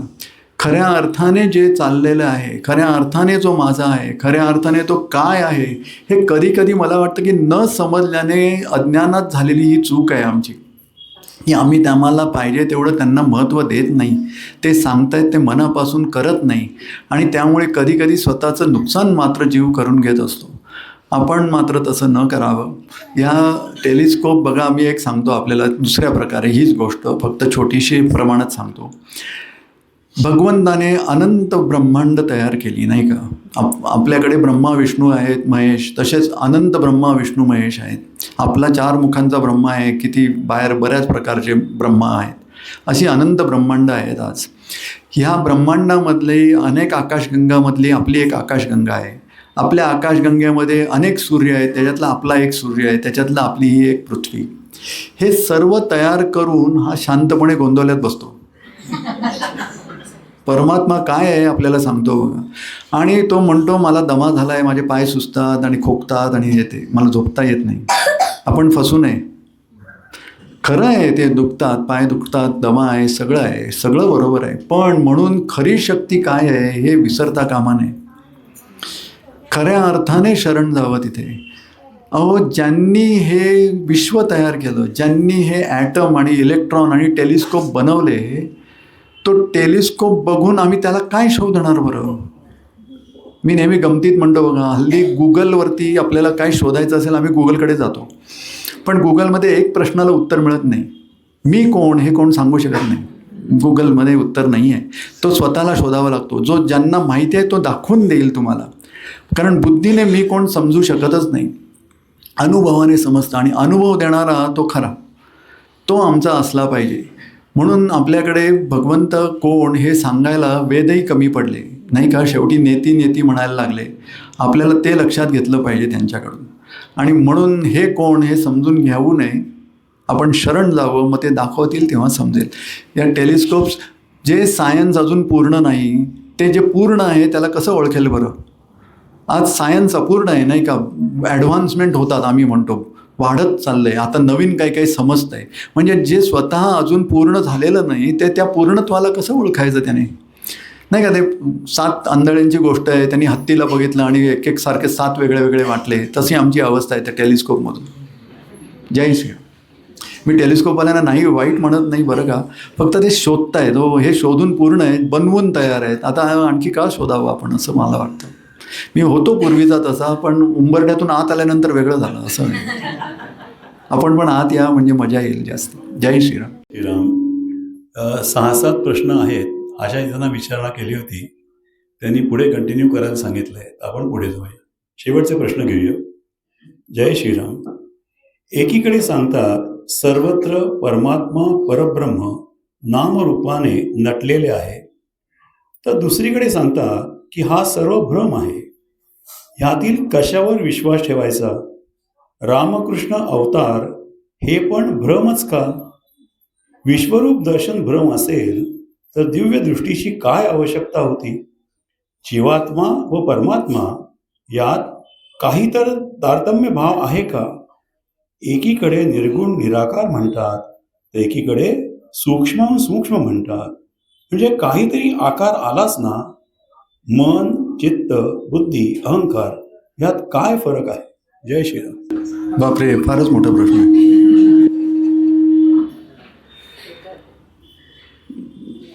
असं आहे, आता आपण पहिलं निर्गुण निराकार आणि सगुण साकार या दोन मधला फरक असतो. महाराजांची एक गोष्ट सांगतो, त्याच्यातून आपल्याला लक्षात येईल काय खरा फरक आहे ते. महाराज गोंदवल्यात होते आणि त्या काळामध्ये त्यांना महाराजांच्याकडे सगळ्या प्रकारचे लोक जात आणि हे सगळ्यांना अगदी मनापासून मदत करत, जवळ घेत वगैरे, त्यामुळे अगदी आपुलकी भाव असायचा. तर एक ब्राह्मण होता, अगदी वेदांत सगळं शिकलेला वगैरे, आणि त्याला नेहमी प्रश्न असायचे आणि ते सगळे यांना विचारायचे, म्हणून तो संधी बघत होता. पण यांना बघून आजूबाजूला 200 लोक कायमचे, त्याला तेवढं अजून धैर्य आलं नाही. सो एक दिवस तो नदीवरून पहाटेचा आंघोळ करून येत असताना महाराज बाहेर बसले होते आणि त्यांचा जो न्हावी होता चिल्या, त्याच्यावरून दाढी करून घेत होते वाटतं. तर तेवढ्यात त्याला एकटे दिसले, दोघेच आहेत म्हटल्यानंतर तो आला लगेच धैर्य करून पुढे. महाराज आपण परमात्मा तत्व म्हणता आणि सगळं सांगता आणि नाम हे सगळं त्याचंच हे आहे, व्यक्तरूप आहे, आज जसं म्हणालेत प्रवचनात तसं म्हणता, मग आपल्याला या सगुणाची गरज काय म्हणाले? जसं आपण ह्या प्रश्नात म्हणताय तसंच त्या माणसाने विचारलं, ब्राह्मणाने. तर महाराज म्हणाले चिल्याकडे बघून, चिल्या मला माहीत नाही, तू उत्तर दे. चिल्या गडबडला, तर मी का उत्तर देणार या ब्राह्मणाला? तर तो चपप्पा करायला लागला. महाराज म्हणाले, अरे इतकी वर्ष माझी हजामत करतो, हेच शिकलंस का? हे वरतून असं आणखी. आता बिचारा चिल्या काय, आता यांचं कसं आहे, यांचं नुसतं स्फुरण दुसऱ्यात बोलणं आणि त्याच्या मुखातून बोलवणं, जसं मला बसवलं आहे आज तुमच्यासमोर, तसे तेव्हाची अवस्था. त्याप्रमाणे त्या चिल्याला अचानक काय झालं, सगळी मुद्रा बदलली वगैरे. म्हणाले ब्राह्मणाला, हां विचारा, काय विचारायचं? ते अवसान बघूनच ब्राह्मण जरा गडबडला, ह्याला काय झालं, आत्ता बरा होता, आता लगेच. तर तरी तो परत त्याने प्रश्न विचारला, बाबा हे निर्गुण आहे तर मग सगुण कशाला पाहिजे? हा चिल्या आमचे सांगतात, महाराजांचे आहे, त्याला अरे चिल्या नाही म्हणतात नाही का, ज्याच्या तोंडून अशी वाईद वाणी बोलली जाते. ते म्हणतात त्या ब्राह्मणाला, अरे तुला हा प्रश्न विचारायला हे तोंड लागतं ना, सगुण म्हणाले. त्या निर्गुणापर्यंत पोचायला सगुण पाहिजेच म्हणाले. आज तुम्ही सगुणात आहात तर सगुण तुम्हाला पाहिजे, म्हणून तो सगुणात असतो. आणि जोपर्यंत मी सगुणात आहे तोपर्यंत मला दिव्य दृष्टी असू शकत नाही. दिव्य दृष्टी ही मनाला दिली जाते. मन हे भगवंताची एक विभूती आहे, ते निर्गुणाचाच एक भाग आहे. त्यामुळे भगवंताला रंग, रूप, चव, वास वगैरे स्पर्श करता येत नाही. मनालाही रंगरूप, चव, वास वगैरे स्पर्श करता येत नाही. बघा, ते त्याचीच विभूती असल्याने त्याचेच गुण सगळे त्याच्या मनातही आपल्या आहेत. म्हणून मनाची शुद्धी म्हणजे मनावरती जी आवरणं आली आहेत आज मायेची, मी समजतो मी हा देह आणि त्याच्यापासून आलेलं माझं, मी आणि माझं जे आहे, ह्यामुळे ते मला दिसू शकत नाही. नामस्मरणाने मनाची ही आवरणं निघून जातात, ते पारदर्शी होतं आणि काही काळाने पूर्णत्वाने महाराज जेव्हा करतील तेव्हा ते विरघळून जातं. आणि मग जे एकरूपत्व आहे, जसं मी नेहमी म्हणतो, आपल्या प्रत्येकाने ऐकणाऱ्यांनी घरून एक एक थेंब घ्यावा पाण्याचा, लिंबाच्या रसाचा, संत्र्याच्या रसाचा, मधाचा आणि समुद्रात नेऊन टाकावा. आता तो एकरूप झाला, आता बाहेर काढून दाखवावा. जर आम्हाला या भौतिक जगात हे शक्य नाही तर परमार्थामध्ये तर शक्यच नाही. काय होतं ते समजणं. त्यामुळे आपल्याला रामकृष्ण वगैरे जे आले आणि गेले, जसं सगुणामध्ये महाराज म्हणतात जो अस्तित्वात येतो तो कधीतरी अस्तित्वाच्या बाहेर जाणारच, हा नियम आहे. तो त्या निर्गुणाने बनवलेला नियम आहे. म्हणून आपण त्याप्रमाणे बघावं आणि त्या निर्गुण तत्वाकडे जाण्यासाठी म्हणून आले आणि गेले म्हणून तो भ्रम आहे मानू नये. महाराज म्हणतात, आम्ही म्हणतो ना वेदांमध्ये म्हणतो म्हणे ब्रह्मसत्यम जगन मिथ्या म्हटलं जातं म्हणे. जग मिथ्या आहे म्हणतो आम्ही, मग भ्रम आहे म्हणतो. महाराज म्हणतात भ्रम जगाचा भ्रम नाही, तर जगामध्ये तुला जे पाहिजे तो अखंड अविरत अत्युच्च आनंद मिळेल हे जे समजतोस त्याचा भ्रम आहे. तो भ्रम जगामध्ये ठेवू नकोस, तो फक्त महाराजांकडेच मिळतो. म्हणजे कसं होतं की मला घ्यायचं आहे सोनं, आता समजा काही आली आणि सोनं घ्यायचं आहे आणि मी जातो किराणा मालाकडे आणि म्हणतो मला जरा सोनं पाहिजे. तो म्हणतो नाही नाही माझ्याकडे गहू वगैरे. अरे गहू नको, मला सोनं पाहिजे. अरे तांदूळ देतो तुम्हाला, तेल देतो, काय पाहिजे ते देतो. तो म्हणतो अहो काय पाहिजे काय म्हणतो, मला सोनं पाहिजे. मग दुकान चुकलं. तसं आम्ही महाराजांच्याकडे जातो आहे आणि दुकान चुकलं आहे मागण्यामध्ये. त्यामुळे तसं बघितलं तर जराशी पंचायत आहे. म्हणून मग समजत नाही निर्गुण सगुणाचा भाग आणि भ्रमाचा भाग. आमचा तो भ्रम झाला आहे की ह्या दुकानात मला पाहिजे तो आनंद मिळेल. प्रपंचामध्ये खरा आनंद आहे यांच्याकडे. त्यामुळे आपण नाम त्या दृष्टीने घ्यावं. मग खरंच सगुण काय, त्याचा अर्थ काय, ते कशासाठी बनवलं, कोणी बनवलं, कसं वापरावं, मग तो भ्रम आहे की नाही आहे, हे सगळ्याची उत्तरं आपल्याला आतून जिथून सगळ्याचा उगम आहे त्या उगमामध्ये उत्तरं असतात बघा, ती मिळतात. नामस्मरणाला पर्याय नाही. परत सांगावं असं वाटलं, नामस्मरणाला पर्याय नाही. आपल्याला नाम घ्यावंच लागेल, कधी ना कधी तरी घ्यावं लागेल. कसं आहे बघा, आमच्याकडे ब्रह्म काय महाराज हे समजणं शक्य नाही. शांडिल्य उपनिषदामध्ये दुसऱ्या अध्यायातला दुसऱ्या समाजातला दुसरा मंत्र आहे, जो मोठा आहे आणि जो दुसऱ्याला मोठा करतो ते ब्रह्म. आपल्याला पण सांगतो, माझ्याकडे बघत नाही असं नाही, सॉरी हे सगळे आहेत म्हणून. तर तैत्तरीय उपनिषदामध्ये मग मोठा काय म्हणतात ते सांगतोय. दुसऱ्यामधला अध्यायातला पहिला मंत्र आहे. तो म्हणतात मोठा कोण, तर तो अनंत प्रमाणात मोठा आहे. तो म्हणजे क्लिअर केलं आहे बघा, जो मोठा आहे आणि जो दुसऱ्याला मोठा करतो तो ब्रह्म. मग मोठा कोण, तर जो अनंत प्रमाणामध्ये मोठा आहे त्याला मोठं म्हटलं जातं नाही का. ज्याला मोजता येणार नाही तो मोठा होईल. आणि श्वेताश्वेतर उपनिषद काय सांगतं आम्हाला की मोठा कसा म्हणता येईल, मग की त्याच्या बरोबरीचं पण कोण आम्ही आणता येत नाही म्हणून तो मोठा आहे. असं नाही की मी मोठा आहे आणि हा 6 फूट आहे तो 5'11" झाला म्हणून तर हा जरा मोठा आहे. नाही, ते बरोबरीच मोजताच येत नाहीत कोणी. असा मोठा आहे तो खरा मोठा म्हणतात ते. आपल्याला हे 3 गुण जिथे दिसतील असा कोण जो मिळेल मग आपला भ्रम जाईल. जय श्रीराम. 4 प्रश्न आहेत, पहिला घेऊया. हां, एकच घ्या. हो, माझं तेवढं 4 नाही घेतात. ती दादा नमस्कार, जय श्रीराम. देह सोडल्यानंतर सद्गुरू कुठे राहतात आणि ते पुन्हा अवतार घेतात का? फार सुंदर प्रश्न आहे. देह सोडल्यानंतर सद्गुरू कुठे राहतात? सद्गुरू हे देह असताना आणि नसताना सर्वव्यापी असतात. त्यामुळे जे सर्वत्र आहेत त्यांना कुठे जाणं नाही, येणं नाही, राहणं नाही, प्रश्नच नाही. म्हणून मी मगाशी जसं म्हटलं की माझी ती सगळ्यात बेस्ट गुड न्यूज काय असेल की तुम्ही सर्वत्र आहात. त्यामुळे मी जिथे जाईन तिथे तुम्ही आहात एवढं मला माहिती आहे. आता तुम्ही अडकलात, मी भटकेन पण तुम्ही बरोबर असणारच माझ्या. असं आहे. असं नाही की आता महाराजांना बोलवलं पाहिजे, गोंधळेवर कधी येतील तोपर्यंत वाट बघितली पाहिजे, असं काही नाही.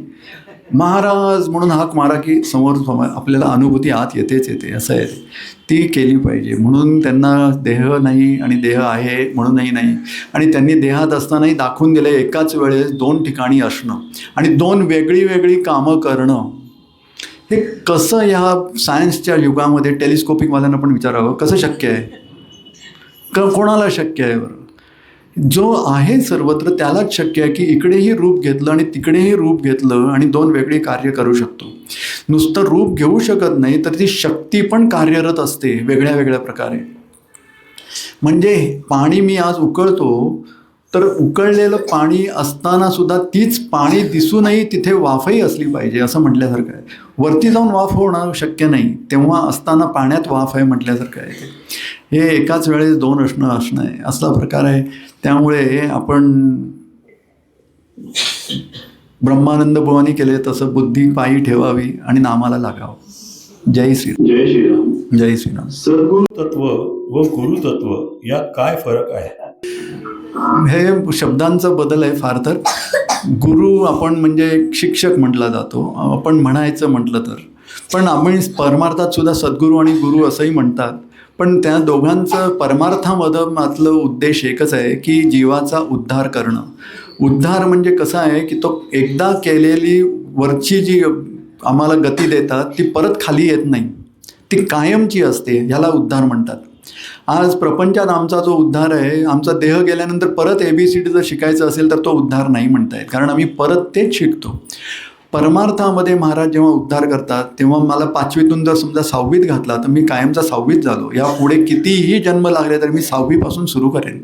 हा उद्धार आहे. हा सद्गुरूंमधला फरक आहे. जय श्रीराम. सद्गुरू व्यापक आहेत म्हणजे काय? म्हणजे ज्या स्थळ आणि काळाचं बंधन नाही अशी जी गोष्ट सगळीकडे असू शकते त्याला व्यापक म्हटलं जाईल. मग त्याला हवाच पाहिजे, हवेच्या बाहेर नाहीत असंही नाही. विश्वात भरलेले आहेत म्हटलं तर पृथ्वीमध्ये भरलेले आहेत, म्हटलं तर शरीरात आहेत, म्हटलं तर शरीराच्या बाहेरही आहेत.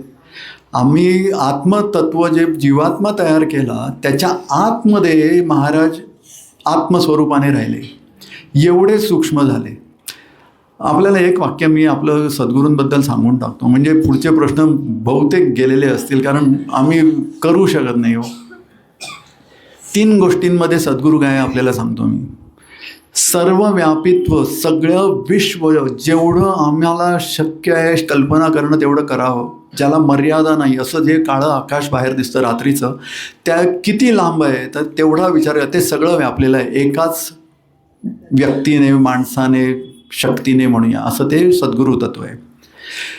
त्याच सद्गुरू तत्वाचं दुसरं अस्तित्व आपल्याला सांगतो, ते म्हणजे सगळ्यातलं सूक्ष्मातलं सूक्ष्म काही असेल ह्या विश्वामध्ये तर ते सद्गुरू तत्व आहे. तेही ते सूक्ष्मातलं सूक्ष्म रूप घेऊ शकतं, सर्व मोठ्यातलं मोठं रूप घेतं, सगळं छोट्यातलं छोटं रूप घेतं. आणि तिसरं जी गोष्ट त्या सद्गुरू तत्वाची आहे ती ऐकल्यानंतर मग आमचे प्रश्न जिथे संपतात, कारण ते सद्गुरू एकाच वेळेस दोन्ही असतात,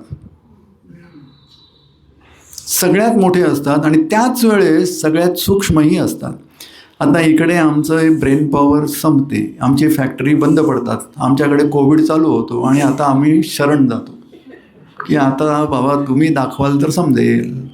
आणि तसं होतं नामस्मरणाने, आणि मग खरंच ते दाखवतात जेव्हा, तेव्हा आम्ही खऱ्या अर्थाने समजतो की काहीच माहीत नसतं. जय श्रीराम. हल्लीच्या काळामध्ये महाराज माझ्याशी बोलतात, माझी पुस्तकं नेऊन पोचवतात, आम्हाला आज्ञा होते, असे काही जण, काही भक्त म्हणतात. हे खरं असेल का? प्रत्येक गोष्ट महाराज करतात हे खरंच आहे की? त्यांच्या आज्ञेशिवाय झाडावरचं पानही हलत नाही आम्ही म्हणतो की नाही, आणि अक्षरशः त्याच्याशिवाय शक्य नाही हो, अजिबात शक्य नाही. मी एक प्रकारची दुर्घटना झाली, पण त्याच्यातलं दुर्घटनेमध्ये त्यांचं कंट्रोल सांगतो तुम्हाला. माझी मामी, तिचे गुरु होते, कोणी विजापूरला का कुठेतरी असत, आणि त्यांच्याबरोबर एक फॅमिली होती अतिशय जवळचे, त्या गुरूंमुळे सगळे गुरुबंधू भगिनी असे. तर तिला गुरूंच्या दर्शनाची फार एकदम अगदी खूपच आस लागली, म्हणून ते निघाले होते. मामा काही जाऊ शकला नाही म्हणून ती त्यांच्याबरोबर निघाली. आता ती बरीच वय होतं तसं, पण चालवणारा एक जण, बाजूला पुढे गाडीत दुसरा बसलेला, मागे 3ऱ्या खुर्चीत सीटमध्ये कोणीतरी त्यांच्याच फॅमिलीतला, 4थ्या त्या कोपऱ्यामध्ये, आणि मागच्या सीटमध्ये मध्ये माझी मामी बसलेली. घडलेली गोष्ट आहे, बरीच वर्ष झाली. आणि ते चाललेले असताना, आता हे सद्गुरूंच्या दर्शनाला चाललेत हां, आणि गाडी एका घाटामध्ये वळणावर आली. तिकडनं दुसऱ्या बाजूने उतरताना एक ट्रक येत होता सळ्या घेऊन कन्स्ट्रक्शनच्या, ज्यातली एक सळी सुटली आणि ती गाडीच्या 2 ड्रायव्हर आणि यांच्यामधून येऊन सरळ माझ्या मामीला फक्त लागले. काहीच ॲक्सिडंट नाही, ट्रकने गाडीला धडकलं नाही, काहीही झालं नाही. ती एक सळी सुटली आणि मामी गेली तिथल्या तिथे. चौघांना काहीच झालेलं नाही. ही गोष्ट सुद्धा महाराजांच्या आज्ञेशिवाय होऊ शकत नाही. प्रत्येक जीव जेव्हा जन्मतो तेव्हा जन्मल्याबरोबर तो कुठे, केव्हा, कसा, कधी जाणार हे ठरलेलं आहे, आणि त्याप्रमाणेच आम्हाला तशी बुद्धी होते आणि आम्ही तसे वागतो आणि आम्ही ती घटना घडते. हे घडण्यासाठी आपण आता मी आपल्याला ह्याच्या मागचं महाराजांची भूमिका सांगतो काय असू शकतं बघा. ह्याच्यासाठी माझ्या मामीचं माझ्या मामाबरोबर लग्न व्हावं, ती मामी व्हावी म्हणून घरात यावी, त्यामुळे ती त्या गुरूंना फॉलो करायला लागावी, त्याच्याबरोबर ही फॅमिली त्यांच्या जवळ राहायला यावी, मग त्या फॅमिलीमध्ये पण हेच गुरु असावेत, हे सगळ्यांनी ठरवावं की आता मामाला बरं नाही तरी तिला भेटायची इच्छा व्हावी आणि मग तिने तिथे जावं. त्यावेळेस तिकडच्या त्या कन्स्ट्रक्शनवाल्याला त्या ट्रकला पाठवावंसं वाटावं आणि ते दोघे त्या वळणावरती एकत्र भेटावेत आणि ती सळी रिकामी रासावी एकच जी सुटावी. आपण लक्षात घेताय प्लॅनिंग किती असतं. आपल्याला फक्त एक ॲक्सिडेंट वाटतो, त्याच्या मागची जी घडण आहे की त्या दृष्टीने मामीला आता पुढच्या मार्गाला न्यायचं आहे तर काय केलं पाहिजे, त्याच्यासाठीचं एवढं मोठं काम आहे त्यांचं. माझं हृदय एवढं प्रेमाने भरून आलं की म्हटलं अहो मी काहीच करत नाही आणि तुमचं एवढं लक्ष माझ्यावरती की माझं भलं व्हावं आणि मी पुढे निघावं. कारण पुढे काहीतरी झालं आणि ते विजापूरचं बरोबर निघालं नाही आणि काही काही झालं, पण त्यांनी त्या काळात मामीला सोडवले पुढच्या मार्गाला. हिची श्रद्धा चांगली आहे तर हिला योग्य मार्गाला जाऊ दे. तो आयुष्य संपवलं आणि पुढचं जीवन आज महाराज म्हणाले ते चालू राहिलं त्याचं आणि जीवाचा उद्धार करायचं त्यांचं जे ब्रीद आहे ते त्यांनी पाळलं. ही कृपा असते बघा. त्यामुळे बाहेरून गोष्टी घडतात आम्हाला समजू शकत नाहीत, पण त्याच्या मागचं त्यांचं जर नियोजन आणि सगळं जर तुम्ही बघाल तर एवढं करुणा आहे, एवढी प्रेम आहे. आपल्या मुलाला मी कसं बाहेर काढू ही एकच आस आहे त्यांच्याकडे. आपण निवांतपणे निर्भयपणे नामस्मरणाला लागावं, सगळा भार टाकावा. आता तुम्ही माझे झाला, काळजी सोपवावी मला. महाराज स्पष्ट अगदी आनंदाने स्पष्टपणे सांगतात. आपण काळजी देत नाही आणि त्रासात राहतो. त्यांनाच वाईट वाटत असतं की अरे कधी हा बाहेर येईल, कधी माझ्यावर भरोसा ठेवेल की मी चालवतो तुझा संसार. आणि स्वतःही म्हणालेत मला माझा संसार चालवता आला नाही पण दुसऱ्याचा फार चांगला करता येतो. आता तरी आम्ही घाबरतो, अरे त्यांचाच करता नाही माझा कसं करतो, म्हणून आम्ही सोडायला जात नाही. मला माहीत नाही का जात नाही, पण मी सांगतो माझा केला बाबा चांगला त्यांनी. मी नोकरी कधी पण सोडली होती, काही अर्थच नव्हता. मुलाची 12वी असताना मी त्याला 12वीला ॲडमिशन मिळाले आणि मी भारतात आलो 2007मध्ये. पण आज महाराजांनी शिकवलं त्याला आणि काय करायचं ते काय घोडं मांडलं त्याने, माहीत नाही काय केलं, पण आहे खुश आता, डॉक्टर विक्टर झालं आहे आणि काहीतरी. पण नाही पण अशा प्रॉब्लेम असतो सगळा काही. सो आपण सोडावं महाराजांवर असं वाटतं, मग मजा येते. जय श्रीराम. जय श्रीराम. आपल्या चरणी कोटी कोटी प्रणाम. माझा प्रश्न आहे, गुरुपौर्णिमा गोंदवल्यासही होते, इथेही मोठा उत्सव होतो, परंतु मला गोंदवल्यासच जावे असे वाटते, तरी योग्य कोणते आहे ते कृपया सांगावे. जरूर जावे. जिथे जाऊन आपल्याला नामस्मरणाला स्फुरण येईल अशी गोष्ट नेहमी करावी, प्रश्न विचारूच नाही. जय श्रीराम. जय श्रीराम. दादा, कुलदेवतेचे महत्व काय असतं? मला वाटतं झालं नाही. अच्छा, जय श्रीराम. जय श्रीराम. कुलदैवत कसं आहे बघा, महाराजांनी ह्या जन्मात मला ज्या कुळात जन्माला घातलं ते कुलदैवत माझं ह्या जन्माचं होतं. गेल्या जन्मी वेगळं होतं, पुढच्या जन्मी वेगळं असेल. पण खऱ्या अर्थाने कुलदैवत आपण जर बघितलं तर आपण ज्या कुळात जन्मलो त्याच्या मागचं आजोबांचं पणजोबांचं मागे मागे जात जो कुलदैवत आहे तो आहे. त्या कुलदैवतेचं जेव्हा रूप निर्माण झालं त्याच्या आधीचा कोण त्याचा, तो त्यांचा कुलदैवत झाला असं मला वाटतं. त्या कुलदैवतेचा कुलदैवत कोण, तर महाराज असं मला वाटतं. सगळ्यांच्या आधी जे होतं ते आमचं सगळ्यांचं कुलदैवत एकच आहे की मी म्हणतो, किंवा पुढच्या जन्मात कुठच्याही कुळात घाला तुम्हीच माझं कुलदैवत म्हणतो मी. आता प्रश्न मिटला. त्यामुळे आनंदाने आपण ह्यांना मानावं आणि नामस्मरणाला लागावं. घरच्यांमुळे जर कधीही समाजामध्ये काही विरोध होत असेल तर आपण विरोधासाठी उगाच आपलं भकडून राहू नये. ज्या कुलदैवतेची पूजा असेल ती मनापासून करावी, मनात नाम मात्र चालू असावं महाराजांचं. म्हणजे महाराज आपलं अधिष्ठान जर ठेवलं तर आपली कृपा करायचं थांबणार नाहीतच. जय श्रीराम. मला सद्गुरू भेटल्यावर कुलदेवतेला जावं की नाही? म्हणून दोन्ही एक केले की आता काही प्रॉब्लेम नाही जायला. गेलात तरी सुद्धा महाराजांचं स्मरण असावं, नामस्मरण करावं.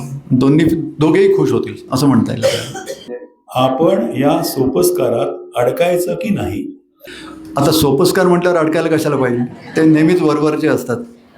मनापासून केलेलं मग त्याच्यात आम्ही अडकतो. वरवरचे नेहमी सोपस्कार, अरे तो नको तो पाहुणा आला तर घे खायला कांदे पोहे आणि जाऊ दे एकदा, असं असतं. नाही तर सोपस्कार झाला असं आहे. जय श्रीराम. जय श्रीराम. आता तुम्ही म्हणालात तसं महाराज आपल्या प्रश्नांची उत्तरं देतात. तर प्रत्येक वेळी त्यांना काही करायचं असेल तर विचारायची इच्छा होते व विचारलं जातं आणि जे उत्तर येईल त्याप्रमाणे वागलं जातं. पण नंतर कधी कधी वाटतं की आपण क्षुल्लक गोष्टींमध्ये त्यांना आणणं योग्य का? पण जेव्हा श्री महाराज घराचे कर्ता पुरुष आहेत तर त्यांना विचारायलाच हवं असं वाटतं आणि नंतरचे परिणाम पण स्वीकार करता येतात. तर ह्यापैकी कुठलं वागणं योग्य आहे? जय श्रीराम. जय श्रीराम. मला वाटतं दुसरं जे वागणं आहे ते योग्य आहे, कारण त्या वागण्याशिवाय चॉईस पण नाही आहे. कारण मी कितीही काम केलं आणि काय पाहिजे ते त्यांना विचारलं आणि मी जरी वागलो त्याप्रमाणे तरीसुद्धा खरं त्यांना जे घडवायचं आहे तेच ते घडवून आणतात आणि ते माझ्या खऱ्या अर्थाने भल्याचं असतं. पुढे जाऊन भलं होणार असतं. आत्ता जरी मनाविरुद्ध घडलं तरी पुढे जाऊन नक्की भलं करतात. पण म्हणून जर मनाने जर मी आज शांत राहिलो तर खऱ्या अर्थाने त्याची कृपा आत्तापासूनच उपभोगता येते. नाहीतर मग पुढे गेलेपर्यंत आमची तडफड असते, अरे का नाही दिलं का नाही दिलं, आणि मग नंतर मिळालं हो म्हणून नव्हतं दिलं असं असतं. मग तोपर्यंत कशाला धडपडा, आतापासूनच शांत आनंदात राहावं. तुमही नाही दिलं तुमची इच्छा म्हणावं, मग त्या आपला आनंद अबाधित राहतो आणि मग जीवनाला जास्ती मजा येते. जय श्रीराम. खरं हळूहळू आपल्याला लक्षात येईल, विचारून केलं आणि नाही केलं, नाही विचारत आणि केलं तरीसुद्धा त्यांनी जे घडवायचं तेच घडवणार, होय की नाही? कारण आपल्या भल्याचं आहे तेच घडवणार. त्यामुळे आपण विचारून करावं. कधी कधी काय होतं, आम्हाला विचारण्यामध्ये एक प्रॉब्लेम कसा असतो की मन स्वतः एक वेगळं काहीतरी विचार देतं. तो खरंच महाराजांचा आहे की मनाचा आहे समजत नाही, होते की नाही? शंका होते. आम्ही प्रापंचिक लोक हो, आम्हाला कन्फ्युजन आहे. मन तसं क्लिअर नाही, स्वच्छ नाही. त्यामुळे आता एक इंट्युशन म्हणतो बघा आम्ही ज्याला, आतून सहावा सेन्स म्हणतो. आम्हाला सांगितलं. माझा एक मित्र होता, म्हणायचं मला इंट्युशन येतं आणि मी करतो. मी म्हटलं चांगली गोष्ट आहे. तेवढ्याला पण काय ना दरवेळी बरोबर येत नाही, मला ते घडत नाही. मी म्हटलं कारण ती तुझी इंट्युशन नाही. इंट्युशन, अरे तो म्हणतो सिक्स सेन्स आहे ना. म्हटलं इंट्युशन हा सिक्स सेन्स आहे, पण तुझा जो आहे तो सिक्स नाही. का? कारण जर तो सिक्स आहे तर तो वरतून आला पाहिजे आणि त्याला माहिती आहे काय घडणार आहे, त्याप्रमाणेच विचार येणार तुला. त्याला इंट्युशन म्हणतात.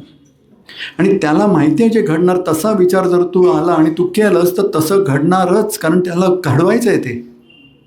मग ती इंट्युशन. त्यामुळे प्रत्येक वेळेस इंट्युशन जी खरी असते, ज्यांची महाराजांचं जे स्फुरण येतं, विचार येतो, तो चुकूच शकत नाही. आणि हे महाराजांच्या कृपेने नम्रपणे मी अनुभवाने सांगतो.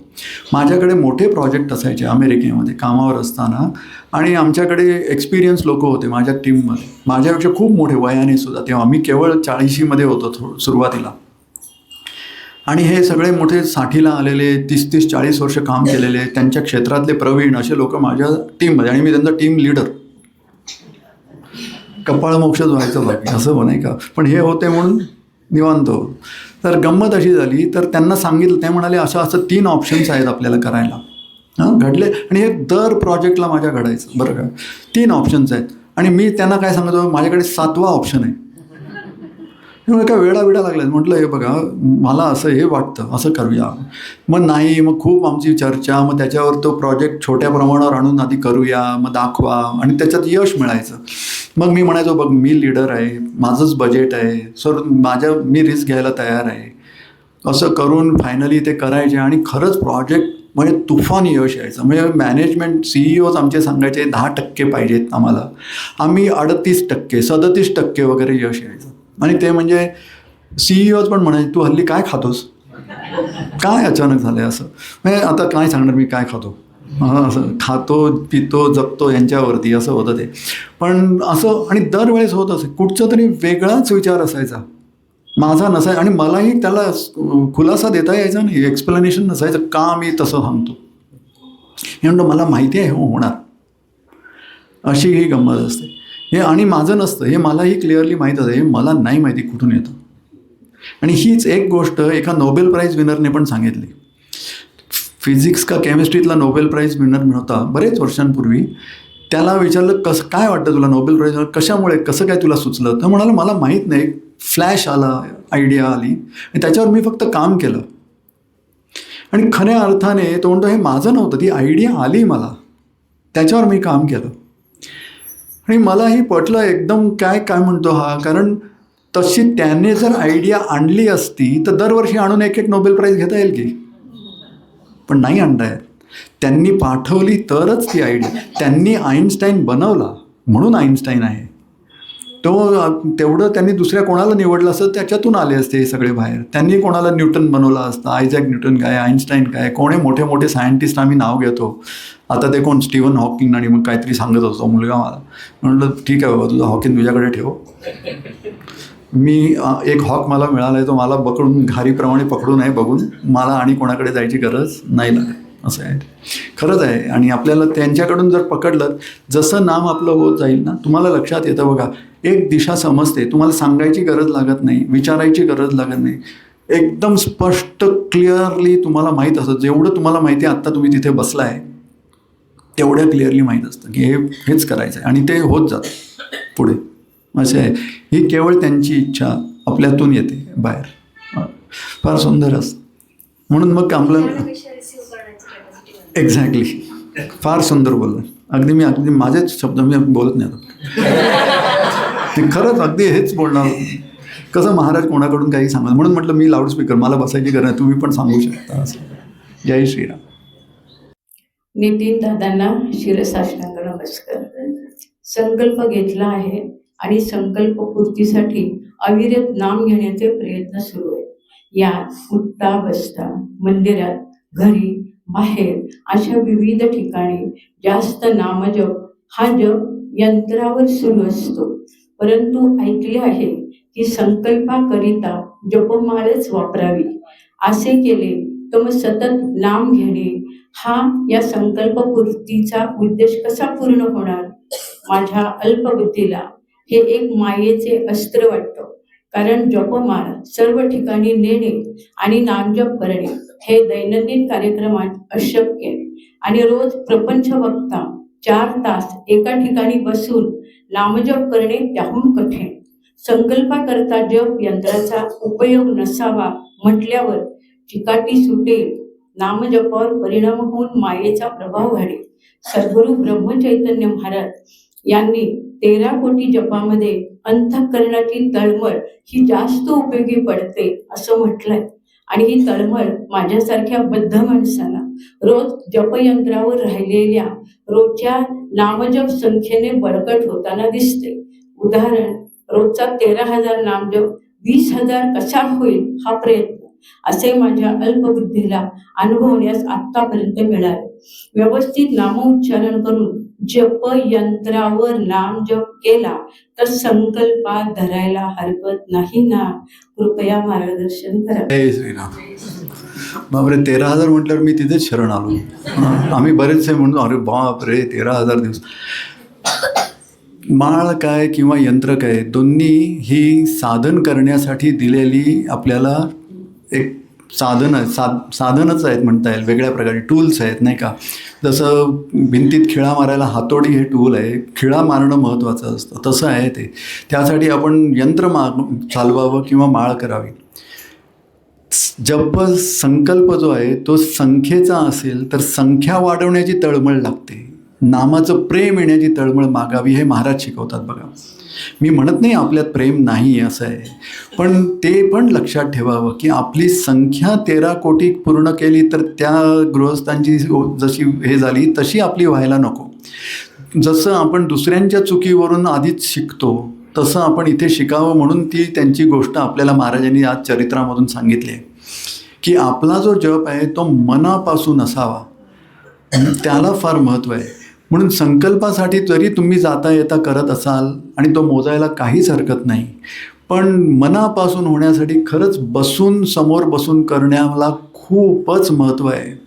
नाहीतर बघा, मी अगदी जाता येता जरी करतो, स्वयंपाक करताना करत जरी असेल तरी मला माहीत असतं आता मीठ किती घालायचं. एवढा मी तल्लीन होऊन जात नाही की किती पण मिठाची बरणीच्या बरणी ओतली आहे. तर मी समजू शकतो की तुमचा जप जाता येता करताना सुद्धा तुमचं मन मात्र जपामध्ये आहे. त्यामुळे शरीरातून काय चाललेलं माहीत नाही. देहाभिमान गेल्याची अवस्था आहे ती. जपाचं मध्ये नामसाधनेमध्ये नामसमाधी लागणं, मग ती चालताना पण असू शकते, अजिबात नाही म्हणूच शकत नाही मी, असतेच असते. पण ती असताना शरीराद्वारे काय चालेल याचं भान राहत नाही. जर ते भान असेल तर मन पूर्णपणे जपात नाही आहे, ही त्याची खूण आहे. आपण ते बघावं आणि ते वाढवण्यासाठी म्हणून स्पेशल वेळ काढून, मगाशी जसं महाराजांचंच वाक्य आपल्याला सांगितलं, ठराविक ठिकाणी ठराविक वेळी दररोज बसायचा अभ्यास करून त्याच्यात मन लावण्यासाठी ते करणं जरुरीचं आहे. महाराजांचं वाक्य आहे, ज्यांना आम्ही प्रत्यक्ष परब्रह्म सद्गुरू म्हणतो, त्यांनी सांगितलेलं वाक्य जे आहे ते वेदांच्याही पलीकडचं वाक्य आहे. आपण त्याच्यावरती पूर्ण भार ठेवून तसा अभ्यास केला पाहिजे. महाराज लवकरच अनुभूती देतील. जय श्रीराम. जय जय रघुवीर समर्थ, श्रीराम समर्थ. पहिल्यांदा सगळ्यांना खूप एक आगळा वेगळा आनंद मिळाला. तो आनंद मिळाला म्हणून कृतज्ञसाठी म्हणून जोरात टाळ्या वाजवा.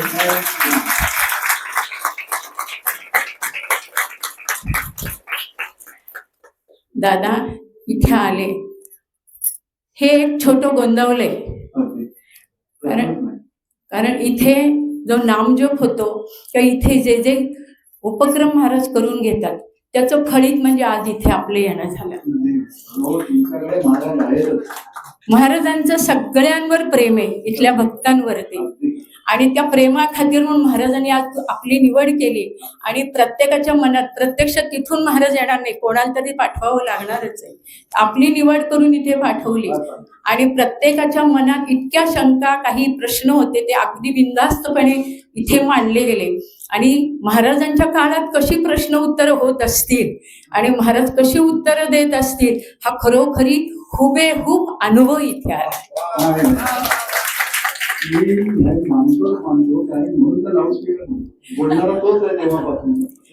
ते रूपात आले ना, अवतार घेणारीच आहेत, त्यामुळं काय बोलावं इतकं सगळं मिळाले, अतृप्ती इतकं मिळालेलं आहे. आणि हा इतका वेगळा आजचा कार्यक्रम कसा झाला, कसा होईल काही कळलंच नाही, इतकं वेगळंच काहीतरी होऊन गेलं.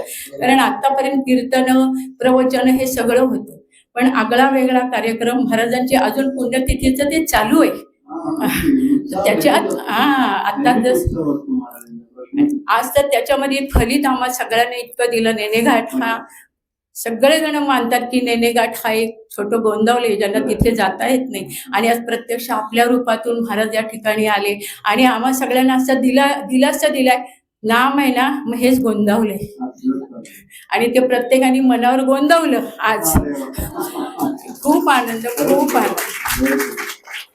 शाब्दिक काहीच बोलू शकत नाही. महाराजांचं प्रेम मात्र असावं आणि सगळ्यांना महाराजांनी आपलं म्हणतातच. इथे आलं म्हणजे त्यांनी आपलं म्हटलेलंच आहे, पण त्यांना पण त्रास देऊ नये. पण महाराजांनी कायम आमचं बोट धरावं, आम्ही पण त्यांचं, त्यांनी आपलं काय वेगळं कळत नाही. पण सांगू का तुम्हाला, हक्काने सांगा, मला त्रास द्यायला आवडतो. तर मजा आहे, कारण हे आपण यायची नाही, हेच आमचं प्रेमाचं बंधन. आज बघा, हा रामदासी परिवार सुद्धा भेटायला मिळाला, हे केवढे तुमचे ऋण माझ्यावरती, आणि हे केवळ घडवून आणलं महाराजांनी. कारण आपल्या सगळ्यांच्या मनामध्ये महाराजांचं प्रेम आहे. त्यामुळे सुटलेल्या या भावनांना एकत्र आणावं हे त्यांचं पीठ आहे. नाही तर तो आनंद प्रतिकूलित होतो.